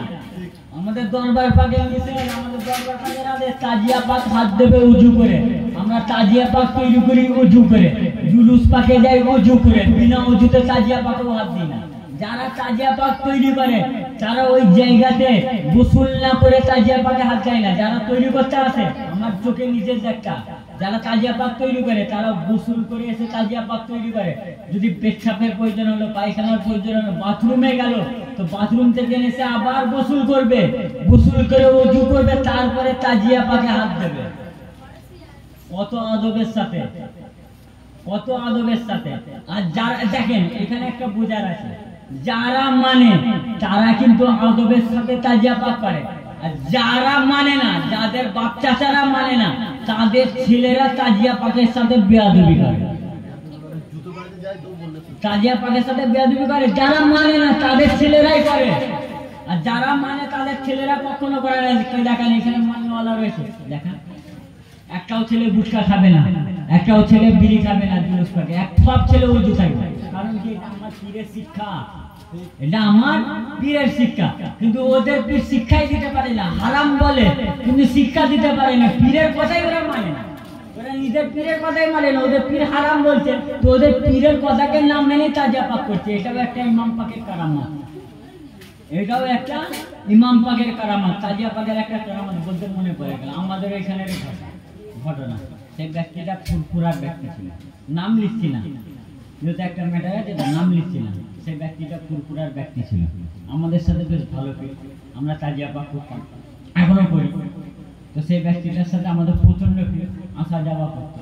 তো সেই ব্যক্তিটা 4 বছর বিয়ের পর সন্তান হয়, অবছর 4 বছর। যখন আমাদেরকে শোনালো, আমরা বললাম এক কাজ, যেহেতু বন্ধু অনেক ফিল ভালোবাসা হয়ে গেছিল, আল্লাহ উনাকে মারা গেছে, আল্লাহ উনাকে জান্নাত নসিব করুক। তো উনাকে আমরা বললাম একটা কাজ করো, তাজিয়া পাকের মান্নাত করো। কি মান্নাত করো? যে ইমাম পাক যদি আমার সন্তান হয় তাহলে আমি এই আগের বছর একটা তাজিয়া পাক করব। এই মান্নত করলো, মান্নত করার পরের সাথে সাথে তার স্ত্রী গর্ভবতী, তার আগের বছরই তার একটা কন্যা সন্তান ইমাম পাক দান করলেন। 4 বছর কোনো বাচ্চা হয়নি, ডাক্তার দেখিয়ে পেরেশান, ডাক্তার দেখিয়ে পেরেশান, শুধু তাজিয়া পাকে মান্নত করেছে। মান্নত করার সাথে সাথে তার পরের বছর এক পিতা হয়ে গেছে, এক সন্তানের বাপ হয়ে গেছে। তারপর দিয়ে সে ঘুরে যাবার অনেক আমাদের দিকে ঘুরে গেছিল। তো তার আগে ইন্তেকাল করলেন, মালিকের ইচ্ছা, মোল্লা পাকের ইচ্ছা। কি করে আল্লাহ জানে, তাকে জান্নাত নসিব, ভালোবাসা এসে গিয়েছিল, এখান থেকে কেটে গিয়েছিল। তাজিয়া পাকের কারামত। আমার ভাইয়ের কথা বলছে, আমার ভাই এমন কোন ডাক্তার নেই, এমন কোন মেডিকেল, পিজি, উলিবেরিয়া, যত সব নার্সিং হোম আছে সব জায়গায় নিয়ে সব ডাক্তার বলেছে মরে যাবে, বাঁচানোর কোনো চান্স নাই। 100-এর মধ্যে 1%ও চান্স নেই যে বাঁচবে। মালিক পাকের কাছে আরজি হলো, আমি মান্নত করলাম যদি আমার ভাই ঠিক হয়ে যায় তাহলে প্রতি মহরমের 7 তারিখ থেকে 10 তারিখ পর্যন্ত সে ভাইটা খালি পায়ে হাঁটবে। কি হাঁটবে? খালি পায়ে। আজ সেই ভাইটা এক ছেলের মা, এক ছেলের বাপ, কে জীবন দিল? ইমাম পাক। মান্নত শুরু করেছি যে আমার ভাই 7 মহরম থেকে 10 মহরম পর্যন্ত খালি পায়ে হাঁটবে। সেই হাঁটার ফলে ডাক্তার বলল যে এটা আমরা বাঁচাইনি, এটা আল্লাহ বাঁচিয়েছে। কিন্তু আমি তো জানি কে বাঁচিয়েছে, আমি তো জানি কে বাঁচিয়েছে। আমি কার কাছে চেয়েছিলাম? ইমাম হুসেন পাকের কাছে। আর যারা ইমাম হুসেন পাকের কাছে সহি দিল থেকে চাইবে, ইমাম পাক তাকে কখনো ফিরিয়ে দেবেন না, তাকে কখনো ফিরিয়ে দেবেন না, আর কাউকে ফিরিয়ে দেন না। আর তাজিয়া পাকের একটা ঘটনা, আমাদের দরবার পাকে তাজিয়া পাকের মর্যাদা অনেক। তাজিয়া পাকে যে তৈরি হচ্ছে, তো অনেক ছাড় পড়ে থাকে না, চুমকি পড়ে থাকে, কাগজ পড়ে থাকে, ছোলা পড়ে থাকে। তো মঙ্গলকোট পাকে এক ব্যক্তি এসেছে, তাকে জিন ধরেছে। এবার সে বলতে তাবিজ দিতে হবে, তার ঘরের লোক তাবিজ দিতে হবে। তো মৌলানা ওলিউল্লাহ সাহেব, আর উনি তো তাবিজ দেন না, উনি তাবিজ দেন না। তো উনি কি করবেন? এবার বলছে আমি দিই না, পরে আসেন। উনি জোর করছেন না, তাবিজ দিতেই হবে, একটা তাবিজ দিতেই হবে। উনি কি করলেন? তাজিয়া পাকের কাগজটা পুড়িয়ে মাগরির ভেতরে পুড়িয়ে দিয়ে দিয়েছে। দেবার পরে মাগরিটা পড়াবার সাথে সাথে সঙ্গে সঙ্গে সেই জিন চলে গেছে। তারপর থেকে আর কোনোদিন ওই ব্যক্তির কাছে জিন আসেনি, কোন ব্যক্তি ওই ব্যক্তির কাছে জিন আসেনি। এই কেন আসেনি জানেন? দেখেন এবার কেন আসেনি শুনুন।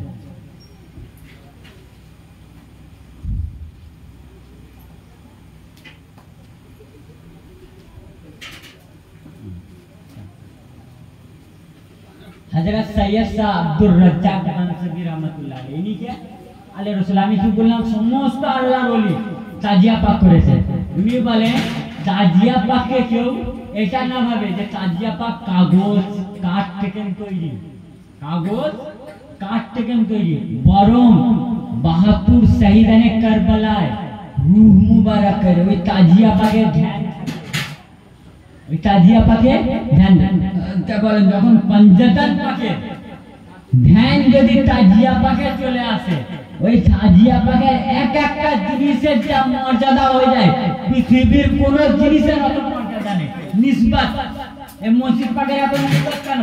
এই মসজিদটাকে বাইতুল্লাহ বলা হয়, বাইতুল্লাহ আল্লাহর ঘর, সেই কারণে মসজিদের এত মর্যাদা। এই তাজিয়া পাককে কেন কি বলা হয়? ইমাম হুসেন পাকের তাজিয়া পাক। এই তাজিয়া পাকের মর্যাদা কত হবে? ওই বাইতুল্লাহর চেয়েও বেশি। কারণ কি জানেন? ওই মসজিদকে বাঁচিয়েছেন ইমাম পাক, ওই মসজিদকে বাঁচিয়েছেন ইমাম পাক। এইরকম দেখেন সমস্ত আল্লাহর ওলি, যেমন সৈয়দনা সৈয়দ ওয়ারিস আলী সাল রহমতুল্লাহ আলাইহি, উনি তাজিয়া পাক কিরকম দেখতেন দেখেন। উনি নোহা পাকও চলতেন, তাজিয়া পাক যখন যেখানে আল্লাহর ওলি আলে রাসূল ইনিকে আলে রাসূল ইমাম হুসেন পাকের সরকার সৈয়দ ওয়ারিস আলী শাহ জেনার মাজার পাক দেওয়াশরীফে গিয়েছেন তো কেউ দিয়েছেন তো আজমত শরীফ ঘুরতে পাশে করে তো দেওয়াশরীফ হয়ে যায় উনার মাজার ওইখানে উনি হুসেন পাকের औलाद পাক তো উনি কি করতেন আমরা শুধু তাজিয়া পাক তৈরি করি উনি কি করতে জানেন যে ঘরে তাজিয়া পাক তৈরি হতো সেইখানে গিয়ে জিয়ারত করতেন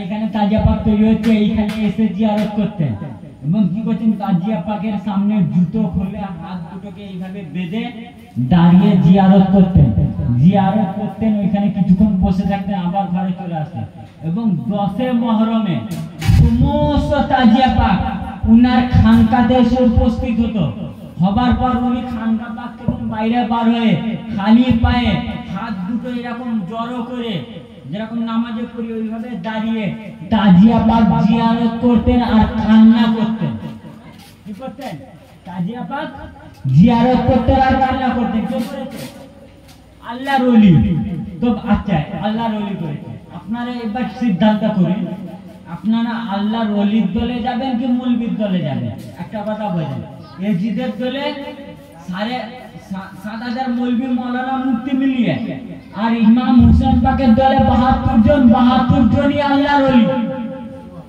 72 জনই কি আল্লাহর ওলি তো যারা ওলি তারা তাজিয়া পাক করছে তো এবার ভাবেন আপনারা ওলির দলে যাবেন কি মৌলবির দলে এই মৌলবি হচ্ছে সেই মৌলবি যে মৌলবি ইমাম হুসেন পাককে শহীদ করেছে আর আল্লাহর ওলিরা হচ্ছে ওই ওলি যারা ইমাম হুসেন পাকের গোলামি করে ওলিত্ব পেয়েছে কি পেয়েছে ওলিত্ব ইমাম হুসেন পাকের গোলামি করার পর এই রকম তাজউদ্দিন নাগপুরে মাদের পাক আছে শুনেছেন তাজউদ্দিন বাবা উনি তাজিয়া পাক করতেন উনার তাজিয়া পাকের জুলুস কেমন বার হতে জানেন উনি ঘোড়া নিয়ে জুলুস বার করতেন উনি ঘোড়ার উপরে চাপতেন উনার পেছনে উনার সালাররাও উনার মুরিদরা উনার খলিফারা ঘোড়ার উপর ঘোড়া নিয়ে যেতেন আর বাকি সবাই নিচে দিয়ে আসতেন উনার হাতে একটা সবুজ কালার ঝান্ডা মুবারক থাকতো ঝান্ডা সেই ঝান্ডা নিয়ে ঘোড়ার উপরে বসে ইয়া হুসেনের নারা লাগাতে লাগাতে তাজিয়া পাক নিয়ে যেতেন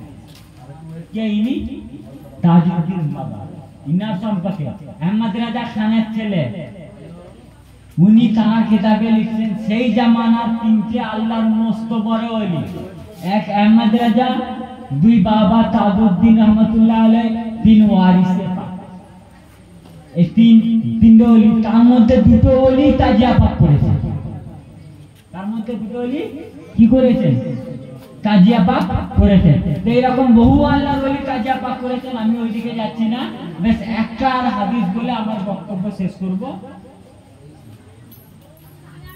একবার দুরূদে পাক করে নি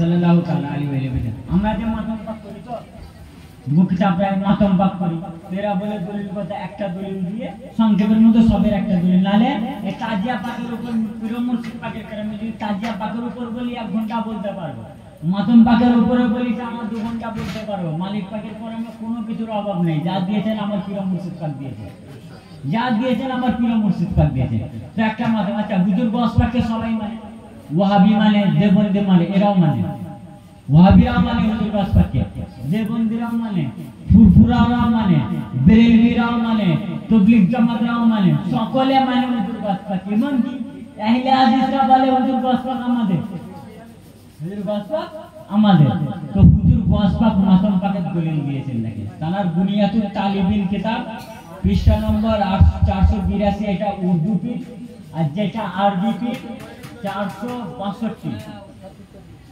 662 পেজ নাম্বার 662 দ্বিতীয় খণ্ডের মধ্যে যেটা আরবি পৃষ্ঠা বুনিয়াতুল তালিবিনের মধ্যে হুজুর ওয়াসপাক কি বলেছেন দেখেন এবং একটা কথা বলে হুজুর ওয়াসপাক এই হাদিস পাকটা সর্বপ্রথম যদি কেউ লিখে থাকে না শিয়ারা কেউ লিখেছে না সুন্নিরা না ইমাম বুখারী না ইমাম মুসলিম সর্বপ্রথম ইমাম হুসেন ইমাম হাসান পাকের আওলাদ পাক হুজুর গাউস পাক নিজের কিতাবে লিখেছেন, নিজের কিতাব পাকে লিখেছেন। কি লিখেছেন দেখেন, আন জাফর ইবনে মুহাম্মদ, ওনার পূর্বপুরুষ হতেই বর্ণনা করেছেন। ইমাম জাফর ইবনে মুহাম্মদ আলাইহিস সালাম বলেন, ক্বালা হাবাতা আলা কবরিল হুসাইন ইবনে আলী, যে বলেন যখন ইমাম ইয়াউমা উসিবা সাবুন আলফা মালাক, যে যখন ইমাম হুসেন পাক শহীদ হলেন তখন ইমাম হুসেন পাকে রোজা মুবারকে আল্লাহ তাবারক তাআলা ৭০,০০০ ফেরেশতাকে না বলেন, কত হাজার?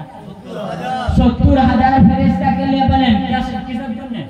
৭০,০০০ ফেরেশতাকে বলেন ইয়াকুন আলাইহি ইলা ইয়াউমিল কিয়ামতে, এই কারণে বলেন যারা সে ৭০,০০০ ফেরেশতা কাল কিয়ামত পর্যন্ত ইমাম হুসেনের জন্য মাতম পাক করতে পারেন। এই কথাটা কে লিখেছেন? কথা বলেন, এই কথাটা এই হাদিস পাকটা কে লিখেছেন? হুজুর গাউস পাক। কোন কিতাবে লিখেছেন? বুনিয়াতুত তালিবিন। কি বললেন? এক দুটো নয়, তিনটা নয়, ১০০ ২০০ ৪০০ নয়, ৭০,০০০ ফেরেশতা ইমাম হুসেন পাক শহীদ হয়েছেন সেই দিন থেকে নিয়ে কাল কিয়ামত পর্যন্ত হুজুর ইমাম হুসেন পাকের মাদার পাকে মাতম পাক করছে। তার মানে কি হুজুর গাউস পাক কি আকীদা দিচ্ছে জানেন? হুজুর গাউস পাক আকীদা দিচ্ছেন, শোনো শোনো, এই আমার মুরিদ, তোমাদের যদি কেউ মাতম পাকের বিরোধিতা করে, তোমাদের সামনে যদি কেউ বলে মাতম পাক হারাম, তোমরা ভয় পাবে না, আমি হাদিস পাক দিয়ে দিয়েছি। তাদেরকে বলে দেবে, কি বলে দেবে? যে যখন ৭০,০০০ ফেরেশতা ইমাম হুসেনের জন্য মাতম করেন তো হুজুর গাউস পাক আমাদের এই আকীদা দিয়ে গেছেন, যারা মাতম পাক করে তারা ফেরেশতা নেই, আর যারা মাতম পাকে বিরোধিতা করে তারা ইবলিসের নেই। لبيك يا حسين يا حسين لبيك يا حسين يا حسين لبيك يا حسين يا حسين سلسلة قدرية زندباد سلسلة قدرية زندباد लोगों से पाक का दामन नहीं छोड़ेंगे लोगों से पाक का दामन नहीं छोड़ेंगे। কি বললেন? ৭০,০০০ যখন ফেরেশতা মাতম করে তো মাতম করা কাদের কাজ? ফেরেশতার কাজ। মাতম করা তাদের কাজ, ফেরেশতার কাজ। আর যারা মাতম করে তারা ফেরেশতার মতো, আর যারা মাতমের বিরোধিতা করে তারা ইবলিসের মতো। ব্যাস বুঝে যাবেন, এরা মাতমের বিরোধিতা করতে, এরা ইবলিসের মতো। আর ইবলিসের সাথে আমাদের কোনোদিন পড়বে না, ইবলিসের সাথে কোন মুসলমানের কোনোদিন পড়বে না। তো যাও দেখেন ইমাম হুসেন পাকের এই যে ৭০,০০০ ফেরেশতা, কোন ফেরেশতা? ৭০,০০০-এর লিডার কে?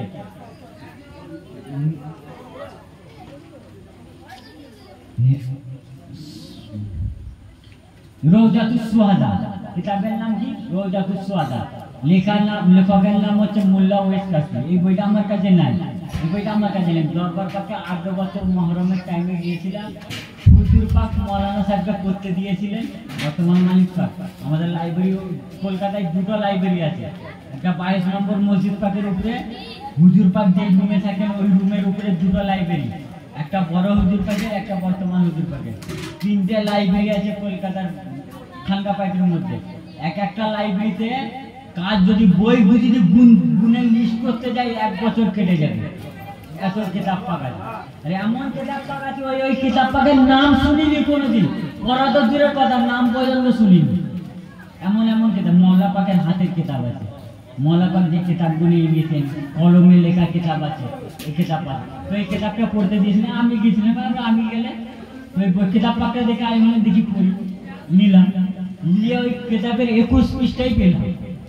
ওই ২১ পৃষ্ঠার মধ্যে মোল্লা ওয়েস কাসমি লিখছেন ইমাম হুসেন পাকের যখন বিলাদত পাক হয়, জন্ম বিলাদত পাক হয়, তখন সমস্ত ফেরেশতারা জিবরিল আমিন আলাইহিস সালাম নিয়ে আসছিলেন রাসূল পাকের ঘর মুবারকে। কিসের জন্য? মুবারকবাদ দেওয়ার জন্য। এইখানেও একটা তাজিয়া পাকের দলিল পেয়ে যাবেন, মুবারকবাদ দেওয়ার জন্য আসছিলেন সমস্ত ফেরেশতা। তো ফিতরুস নামে একটা ফেরেশতা ছিল, কে নামটা মনে রাখো, ফিতরুস নামের একটা ফেরেশতা ছিল। তো সেই ফেরেশতাটা একটা ভুল করে, কি ভুল? সে অহংকার করে। কিসের অহংকার? সে ফেরেশতাটা উঠতে পারত, কি করতে পারতো? তার ডানা ছিল, সে উঠতে পারতো। উঠতে উঠতে বলতে মান মিসলি, কে আছো আমার মতো, কে আছো আমার মতো? কারণ আল্লাহ ক্ষমতা দিয়েছে, আমার ডানা আছে, আমি উঠতে পারি। তা আমরা তো সকলে শুনেছি যে আল্লাহ আসমান থেকে দুজনকে নামিয়েছিলেন, কাকে? হযরত আদম আলাইহিস সালাম এবং হযরত হাওয়া, এই দুজনকে না। তার সাথে ফিতরুস ফেরেশতাকেও আল্লাহ আসমান থেকে নিচে নামিয়েছিলেন। কোথায়? নিচে নামিয়ে দিয়েছিলেন। কিসের? একটা অহংকার যে আমার মতো কে আছে। এই অহংকারের কারণে আল্লাহ তাবারক তাআলা এরপর কি করেছিলেন? পুড়িয়ে দিয়েছিলেন, কেটে দিয়েছিলেন। কেটে পৃথিবীতে নামিয়ে দেয়। না বাবা, তো যখন পৃথিবীর মধ্যে কাঁদছে, খুব কাঁদছে, তার মধ্যে দেখতে পেল তো জিবরিল আমিন ফেরেশতাদের দল নিয়ে আসছে। তখন দেখতে পেয়ে বলে, জিবরিল কোথায় যাচ্ছ তুমি? কোথায় যাচ্ছ? তো জিবরিল আমিন বলেন, জানো না আজ মুহাম্মদ সাল্লাল্লাহু আলাইহি ওয়াসাল্লামের ঘরে নবী পাকের ঔলাদ পাক হয়েছে। সেই বিলাদত পাকের খুশিতে আমরা রাসূলের পাককে মুবারকবাদ দিতে যাচ্ছি। তখন ফিতরুস বলে, জিবরিল আমাকেও নিয়ে চলো। তো জিবরিল বলে, আল্লাহ তো হুকুম পাঠিয়েছেন, বলে হুকুম পাঠিয়েছেন। ইয়ে ফিতরুসকে নিয়ে আসেন কোথায়? নবী পাকের ঘর মুবারক। তো একের পর এক রাসূলের পাক নিয়ে কি করছেন? ইমাম হোসেন পাককে, ছোট ইমাম হোসেন পাক হয়েছেন, ওনাকে নিয়ে খেলছেন রাসূলের পাক। রাসূলের পাক আদর করছেন, খেলছেন। তো তখন কি হলো? জিবরিল আমিন আলাইহিস সালাম আসলেন, এসে একের পর রাসূলের পাককে মুবারকবাদ দিয়ে যাচ্ছেন। দেওয়ার পর হঠাৎ রাসূলের পাকের নজর মুবারক দরজা পাকের কাছে পড়ল। তো পড়ার সাথে সাথে দেখতে এটা কি দেখতে পেলে একজনকে। তো জিবরিলকে জিজ্ঞাসা করছে, জিবরিল কে উনি? রাসূলের পাক সব জানেন, জানার পরে জিজ্ঞাসা করছে, এই জিবরিল উনি কে? তখন জিবরিল বলে, ইয়া রাসূলুল্লাহ, ফিতরুস এ আপনার কাছে আরজি নিয়ে এসেছে খুশির দিনে যাতে আল্লাহ ওকে মাফ করে দেয়। তো রাসূলের পাকের দয়া রহমতের নিগাহ সে ফিতরুসের উপর পড়ল। তখন বলে, ঠিক আছে, সে ফিতরুসকে ধরে আনো, এনে ইমাম হোসেন পাকের ওই দোলনা পাক রাখা আছে। ওই দোলনা পাকে এখনো ইমাম হোসেন পাক ঘুমাননি। ওই দোলনা পাকের সাথে ইমাম হোসেন পাকের এখনো স্পর্শ হয়নি।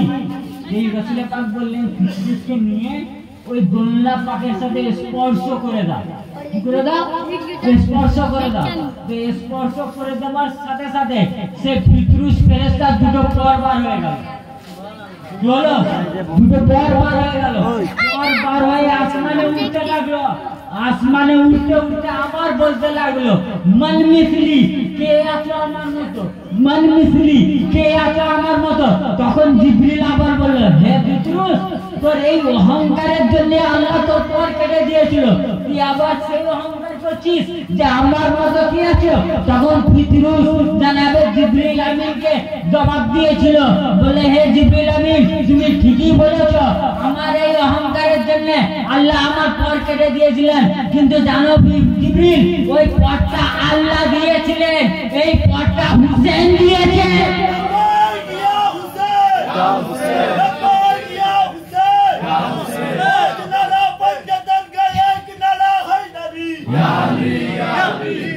সেই পরটা কে দিয়েছে? ফিতরুসের জবাব শুনেন, ফিতরুসের আকীদা দেখেন। ফিতরুস এটা আকীদা করে নিয়েছিল, ওইটা আল্লাহ দিয়েছিলেন, আল্লাহ যিনি শুনি ছেড়ে দিয়েছেন, এইটা হুসেন দিয়েছেন। যতক্ষণ না হুসেন চাইবেন, আল্লাহ চাইবেন নেবেন না। এটা ফিতরুস আকীদা দিলেন যেটা হুসেন দেবে, এটা কাল কিয়ামত পর্যন্ত থেকে যাবে। আল্লাহ দিলে আল্লাহ নিয়ে নিতেও পারে, এটা আল্লাহর মর্জি। আর হুসেন দিলে এটা হুসেনের মর্জির উপর থাকবে। তারপরে দেখেন তাজিয়া পাকের সাথে কি ইমাম হুসেন পাকের স্পর্শ হয়নি। আর দোলনা পাক, ওই দোলনা পাকটা কিসের হয়? কাটে। ওই দোলনা পাকের শুধু নিসবত হয়েছে। নিসবত মানে বোঝেন তো? নিসবত হয়েছে যে ওটা মনসুবা যেটা, এই দোলনাটা ইমাম হুসেন পাকে, ইমাম পাকে, হ্যাঁ, নামকরণ হয়েছে যে নিসবত হয়েছে যে এই দোলনাটা ইমাম হুসেন পাকে। ইমাম হুসেন পাক জাননি, তো নিসবত হবার কারণে যদি ওই দোলনা পাকের কাছে ফিতরুসের মতো ফেরেশতা সিফা পেতে পারে, তো যেই উম্মতের জন্য ইমাম হুসেন গর্দান কাটিয়ে দিলেন, সেই উম্মত তাজিয়া পাকের নিসবত ইমাম হুসেনের পাকের সাথে, তো সেই উম্মত তাজিয়া পাকের কাছ থেকে সিফা পাবে না কেন? আর দ্বিতীয় কথা, ইমাম হুসেন পাক যখন আসেন বাজাহিরি, কিন্তু সবে হয়েছে বিলাদত পাক হয়েছে, তো সবে ওনার জহুর পাক হয়েছে। তো রসুলে পাকের কাছে প্রশ্ন হতে পারে, সওয়াল হতে পারে, আর্জ হতে পারে, ইয়া রাসূলুল্লাহ ইমাম হুসেন পাক তো পাজাহাইরি রয়েছেন, আপনি ফিকুসের স্পর্শটা ইমাম হুসেন পাকের সাথেই করাতে পারতেন, দোলনা পাকের সাথেও করালেন কেন? বারগাহে মদিনা থেকে নামাজ আসবে, আরে নাদান বুঝলি না, কাল 61 হিজরির পর ইমাম হুসেন পাকের চাহনেওয়ালা যখন সিফা চাইবে, তো ইমাম হুসেন তো বাজাহিরি থাকবে না, তো সিফা পাবে কি করে? সেই সিফা পাবার রাস্তা বলে দিলাম, তাজিয়া পাক তৈরি করে নিসবত ইমাম হুসেনের দিয়ে দিবি, আর সেই তাজিয়া পাকের কাছে যাবি, গিয়ে সিফা চাইবি, ইমাম হুসেন তোদের সিফা দেবে। সবাই সিফা পেয়েছে, এই আকীদা আমাদের চেয়ে বেশি হিন্দু ভাইদের। আমি দেখেছি তাজিয়া পাকের কাছে গিয়ে ওরা যা চায় তাই পায়, মাথা নত করে ধূপকাঠি দেয়, হাত জোড় করে নমস্কার করে, পয়সা আমি দেখেছি। আমাদের এখানে তাজিয়া পাক তখন নেই, নিজের চোখে দেখা। তো তাজিয়া পাকের মর্তবা অনেক অনেক কিছু পাবেন ভাই। তো আহলে বাইতের ভালোবাসা সবার উপরে ফরজ, বরফ ঈমান। নবী পাক বলেছেন আলা মান মাতা হুব্বে আলে মুহাম্মাদি মাতা মুস্তাকবিলুল ঈমান। যারা যারা আলে মুহাম্মদকে ভালোবেসে মৃত্যুবরণ করলো, তারা সম্পূর্ণ ঈমানের সাথে মৃত্যুবরণ করলো। ওয়া আলা মান মাতা হুব্বে আলে মুহাম্মাদি মাতা কাফিরান। যারা আলে মুহাম্মদের শত্রুতা নিয়ে মৃত্যুবরণ করলো, তারা কাফের হয়ে মৃত্যুবরণ করলো। তো দেখেন, আপনারা কাফের হয়ে মৃত্যুবরণ করতে চান কি মুমিন হয়ে মৃত্যুবরণ করতে চান, বিচার আপনাদের উপরে। এবং তাজিয়া পাকের সাথে একটা অনুরোধ করে দিই, তাজিয়া পাকের সাথে যাবেন, উজু অবস্থায় যাবেন, খালি পায়ে যাবেন, একদম আদবের সহিত যাবেন। আজকে দেখছিলাম রানীহাটিতে ডিজে বক্স বাজিয়ে নাচছে, আস্তাগফিরুল্লাহ সুবহানাল্লাহ। এই রকম তাজিয়া পাক করা, তাজিয়া পাক হারাম না, ওদের কাণ্ড কলমটা হারাম। তো ওদের দেখে আমাদের তাজিয়া পাক হারাম বলার কোনো অধিকার নেই এদের। বাচ্চা বলে কেউ মদ খাওয়া হারাম, যদি মদ খেয়েও কেউ তাজিয়া পারে, তাহলে ওইটা তাজিয়ার দোষ, সে ব্যক্তির দোষ, সে ব্যক্তির দোষ। সে কারণে তাজিয়া পাক হারাম, আচ্ছা মদ খাওয়া হারাম। তো আমিও জানি, যদি কালকে বাচ্চা ভাই মদ খেয়ে মসজিদে নামাজ পড়তে যায়, মদ খাচ্ছে নামাজ পড়ছে না, মদ খায় না ভাই, একটা উদাহরণ দিচ্ছি। তো মদ খেয়ে নামাজ পড়তে গেলেন মসজিদে, একদিন নামাজ পড়লেন মদ খেয়ে, তারপরের দিন জোহরের রক্তে গেলেন মদ খেয়ে নামাজ পড়তে, আসরের রক্তে গেলেন মদ খেয়ে নামাজ পড়তে, ঈশার রক্ত গেল মদ খেয়ে নামাজ পড়তে। তাই বলে কি আমি বলে দেবো নামাজ পড়া হারাম? বলে আমি তো বলতে পারবো নামাজ পড়া হারাম। যদি মদ খেয়ে তাজিয়া পাক করলে তাজিয়া পাক হারাম হয়, মদ খেয়ে যদি ইনি নামাজ পড়ে নামাজ হারাম হয়। তার মানে কি মদ যে খাচ্ছে তার ভুল, তাজিয়া পাকের দোষ নাই, তাজিয়া পাকের দোষ নেই। যেরকম মদ খেয়ে নামাজ পড়ছে তার ভুল, নামাজের দোষ নাই, বরং সে মদ খেয়ে নামাজ পড়ছে সে কাফের হয়ে যাবে। যে মদ খেয়ে তাজিয়া পাক করছে সে সেই রকম কাফের হয়ে যাবে, সে সেই রকম কাফের হয়ে যাবে। যেরকম মদ খেয়ে নামাজ পড়লে নামাজ হারাম হয় না, সেরকম যদি কেউ মদ খেয়ে তাজিয়া পাক করে তাজিয়া পাক হারাম হয় না, তাহলে নামাজ পড়াও হারাম হয়ে যেত। বলেন তাহলে নামাজ পড়া হারাম, তাহলে আমরা বলবো তাজিয়া পাক করা হারাম। আস্তাগফিরুল্লাহ। কখনো এটা শুধু আহলে বাইতের শত্রুতাতে বিদ্বেষে বলে। তো যাই হোক ভাই, আমার সংক্ষেপে বক্তব্য এখানে সমাপ্ত ঘটাচ্ছি। ওয়া আলাইনা ইল্লাল বালাগ। আসসালামু আলাইকুম ওয়া রাহমাতুল্লাহি ওয়া বারাকাতুহু। ভাই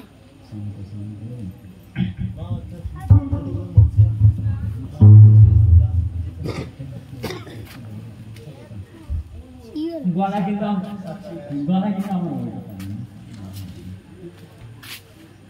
গলা কিন্তু আমার ভালো না। হ্যাঁ ভাই,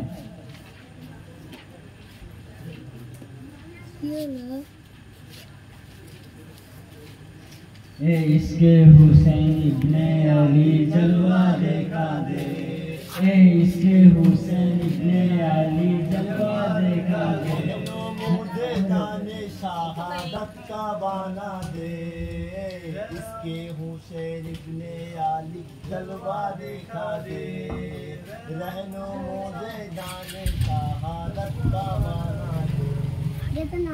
वलवलाए हिब्बे अली जलवा देखा दे, वलवलाए हुब्बे अली जज्बा दिखा दे, रहरा मुझे मैदान शहादत का बना दे, रहरा मुझे मैदान शहादत का बना दे।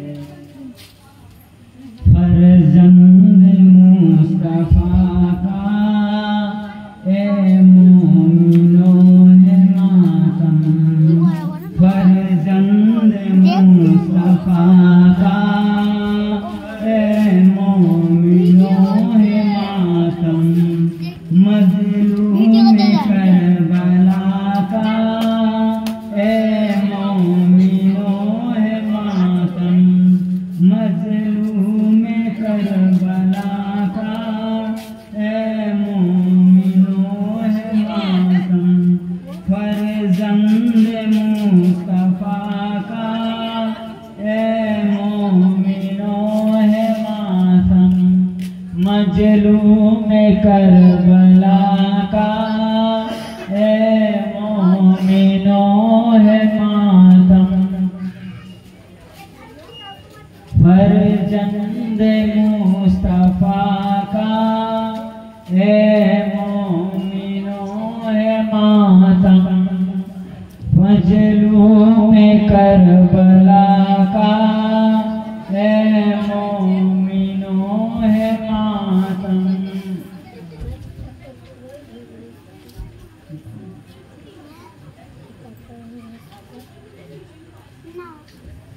करबला के रन में जिनका लहू बहा था, करबला के रन में जिनका लहू बहा था, उसको उस्ताए जफा का ए मोमिनो है मातम, फर्जंद मुस्तफा का ए मोमिनो है मातम, मजलूम करबला का ए मोमिनो है मातम, मारा था जिस कुरने में मरदूद अशकिया ने,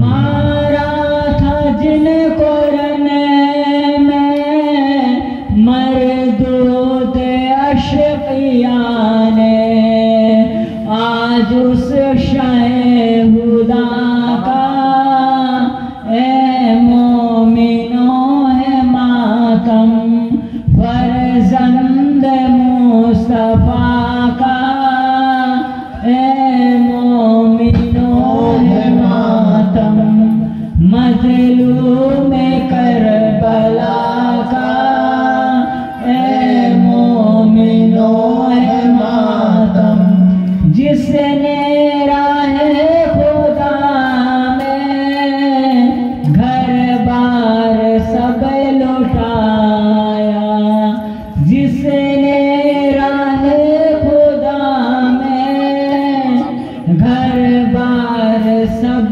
लुटाया, उस आशिक खुदा का ए मोमिनो है मातम, उस आशिक खुदा का ए मोमिनो है मातम, जिनका सरे मुबारक नेजे पे था चढ़ाया, जिनका सरे मुबारक नेजे पे था सराया, उस फिदियाए खुदा का ए मोमिनो है मातम, उस फिदियाए खुदा का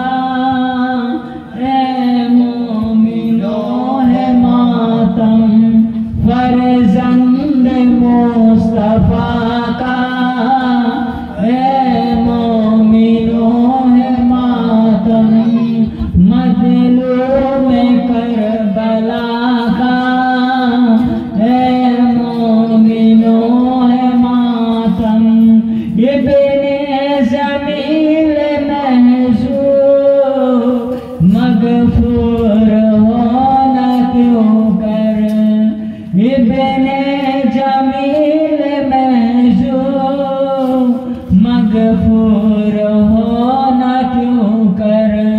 जब शिबत मुर्तजा का ए मोमिनो है मातम, जब शिबत मुर्तजा का ए मोमिनो है मातम, फर्जंद मुस्तफा का ए मोमिनो है मातम, मजलूम करबला का ए मोमिनो है मातम।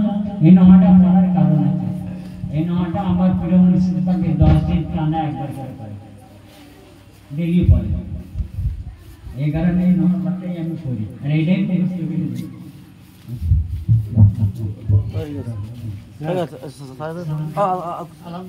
হ্যালো মঞ্জুর, মঞ্জুর আপনি পড়েন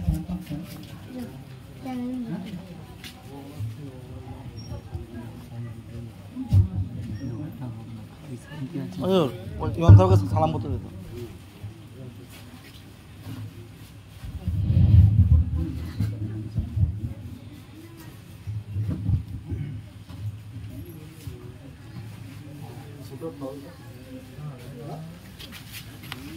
সকলে প্রিয় নবী সাল্লাল্লাহু আলাইহি ওয়াসাল্লামের উপর সালাম পাঠ করি। ইয়া নবী সালাম আলাইকা, ইয়া রাসূল সালাম আলাইকা, ইয়া হাবিব সালাম আলাইকা,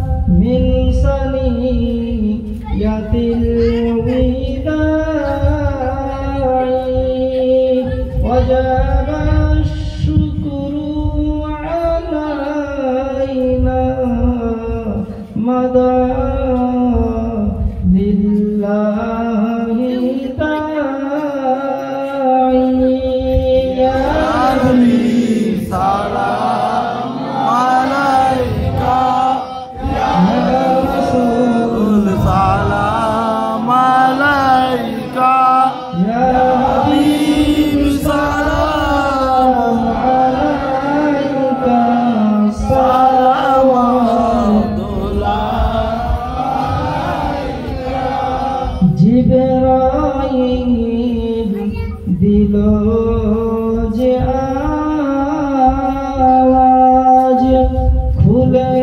দাও আসমানের দুয়ার এসেছেন নবীদের সরদার করিতে আল্লাহর দিদার ইয়া নবী সালাম আলাইকা ইয়া রাসূল সালাম আলাইকা ইয়া হাবিব সালাম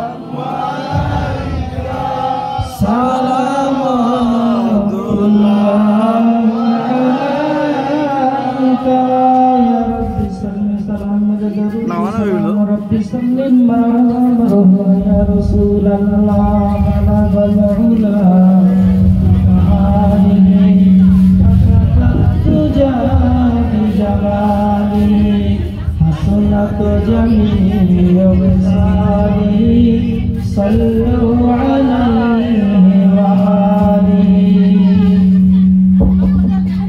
اللهم सिबतैन पाक अहमद मुझ पर भी एक नजर हो ए जलवाए मोहम्मद मुझ पर भी एक नजर हो ए नूर जात दावर बहरे खुदा करम हो देखो इधर भी मुड़ कर मुझ पर भी एक नजर हो हूँ आप ही का साइल मकसद हो मेरा हासिल हल हो खुदारा मुश्किल मुझ पर भी एक नजर हो इब्ने जमील मौला मरकज में देख जलवा सुल्तान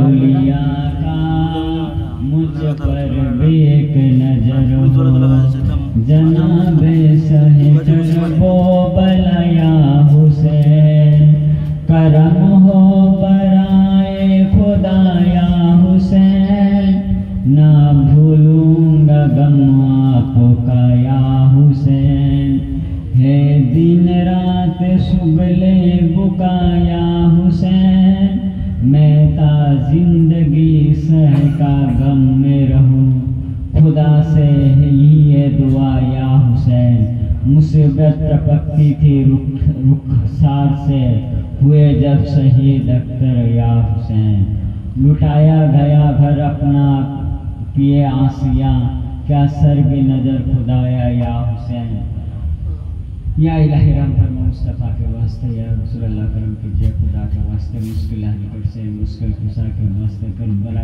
रब शहीद करबला के वास्ते सैयद सज्जाद के सदक़े में साजिद रख हमें इल्म हक बाकिर इल्म हुदा के वास्ते कादरी कर कादरी रंग कादरियों में उठा कुदरत अब्दुल कादिर रहनुमा के वास्ते सदका रसूल पाक का झोले में डाल दो हम कादरी फकीर है या गौसे अल मदन या इलाही परवरदिगार आलम मौला आज আমরা আসরার রাতে মৌলা ইমাম হোসেন পাকের জিক্রে শাহাদাত পাকের মজলিস পাকের পরে আপনার দরবারে দুহাত তুলেছি মৌলা পঞ্জাবের পাকের সদকায়ে মৌলা ইমাম হোসেন পাকের সদকায়ে মৌলা আমাদের জীবনের সকলের ছোট বড় সগীরা কবিরা গুনাহকে maaf করে দিও মৌলা মৌলা পঞ্জাবের পাকের সদকায়ে মৌলা আমাদের এই মজলিসটাকে কবুল ও মঞ্জুর করে নিও মৌলা মৌলা আমাদের মধ্যে যারা পেরেশান আছে মুশকিলে আছে মৌলা মুশকিল কুশার ওয়াস্তায় মৌলা সকলের মুশকিলটা হাসান করে দিও মৌলা মৌলা আমাদের মধ্যে যারা বিমার আছেন মৌলা ইমাম জাইনুল আবিদিন আলাইহিস সালামের বিমারের ওয়াস্তা মৌলা সকলকে সুস্থতা দান করে দিও মৌলা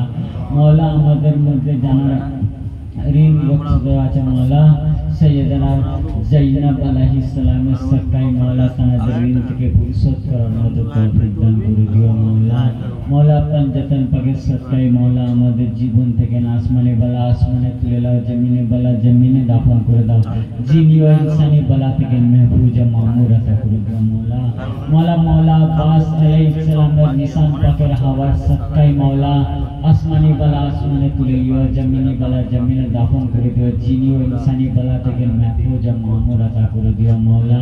মওলা মাসুম আলী আসগর আলাইহিস সালামের খুনের সদকায় মওলা আমরা যারা যারা হাত তুলেছি মওলা আমাদের রুজি রোজগার ইলম ও আমলে বরকত আতা করে দিও মওলা। মওলা হালাল রিজিকে বরকত আতা করিও, হারাম রিজিক থেকে দূর আতা করে দিও মওলা। মওলা আমরা যারা যারা হাত তুলেছি ইমাম হুসেন আলাইহিস সালামের আখেরি সিজদার সদকা মওলা আমাদের পঞ্জগানা নামাজ পড়ার মতো তৌফিক দান করে দিও মওলা। মওলা পঞ্জতন পাকের সদকায় মওলা কারবালায় জিয়ারত করার মতো তৌফিক দান করে দিও মওলা। মওলা হযরত সাকিনা সালামুল্লাহ আলাইহার পানির আরজু সদকায় মওলা আমরা যারা যারা হাত তুলেছি আমাদের দিলের নেক তামান্নাকে কবুল পূরণ করে লিও মওলা। মওলা হযরত জাইনাব সালামুল্লাহ আলাইহার আঁচলের সদকায় মওলা আমাদের ঘরের মা বোনকে পর্দা নসিব করে দিও মওলা। মওলা বালি সাকিনার সদকায় মওলা আমাদের ঘরের মা বোন যারা বিবাহের বয়স হয়ে গেছে মওলা তাদের জন্য সুপাত্রের ব্যবস্থা করে দিও মওলা। মওলা আপনি তো রহমান, আপনি তো রহিম, আপনি তো করিম, আপনি তো গফুর মওলা। রহিমের সদকা আতা করে দিও, করিমের সদকা আতা করে দিও, গফুরের সদকা আতা করে দিও মওলা। আমাদের এই দোয়াটাকে কবুল করে দিও মওলা। মওলা আপনার ইসমে আজমের সদকায় মওলা আমাদের এই দোয়াটাকে আরশে আজিম পর্যন্ত কবুল ও মঞ্জুর করে দিও মওলা। মওলা বিলখুসুস পঞ্জতন পাকের সদকায়, গৌসে পাকের সদকায়, পীর ও মুর্শিদ পাকের সদকায় মওলা কাল হাসরের ময়দানে ইমাম হুসেনের ঝান্ডার ছায়া তলে থাকার মতো মওলা। আপনি যেমনটি ভালোবাসেন ইমাম হুসেন পাককে সেই ভালোবাসার ওয়াস্তায় মওলা সকল মুসলমানের অন্তরে ইমাম হুসেনের ভালোবাসা প্রবেশ করিয়ে দিও মওলা। মওলা ঘরে ঘরে হুসেনি সৈনিক তৈরি করে দিও মওলা। মওলা ইমাম হুসেন পাকের আখেরি সদকা মওলা সমস্ত ঘরে ঘরে আব্বাস আলমদারের মওলা বাজু তৈরি করে দিও মওলা। মওলা সমস্ত ঘরে ঘরে মাতুমি তৈরি করে দিও মওলা। মওলা সমস্ত মুসলমানকে হুসেনি তৈরি করে দিও মওলা। ইন্নাল্লাহ ওয়া মালাইকাতাহু ইউসাল্লুনা আলান নবী ইয়া আইয়ুহাল্লাযীনা আমানু সাল্লু আলাইহি ওয়া সাল্লিমু তাসলিমা। আল্লাহুম্মা সাল্লি আলা সাইয়্যিদিনা ওয়া মাওলানা ওয়া নাবিয়িনা ওয়া সাইয়্যিদিনা মুহাম্মাদিন ওয়া ওয়া আলা আলিহি ওয়া সাহবিহি বারিক ওয়া সাল্লিমু আলা সাইয়্যিদিনা আল-গাওসিল আযম ওয়া আলা আলি সাইয়্যিদিনা মুর্শিদিনা আল-মুকাররম ওয়া সাল্লাল্লাহু তাআলা আলা খায়রি খালকি মুরাশি মুহাম্মাদিন ওয়া আহলি বাইতি আজমাইন খুসুসান আলা সাইয়্যিদিনা আল-গাওসিল আযম আমিনুল বাকিন বিরহমাতিকা ইয়া আরহামার রাহিমিন লা ইলাহা ইল্লাল্লাহ মুহাম্মাদুর রাসূলুল্লাহ ইয়া শাইখ আব্দুল কাদের সাইয়্যিদিনা নারে হায়দারি ইয়া আলী, নারে হায়দারি ইয়া আলী।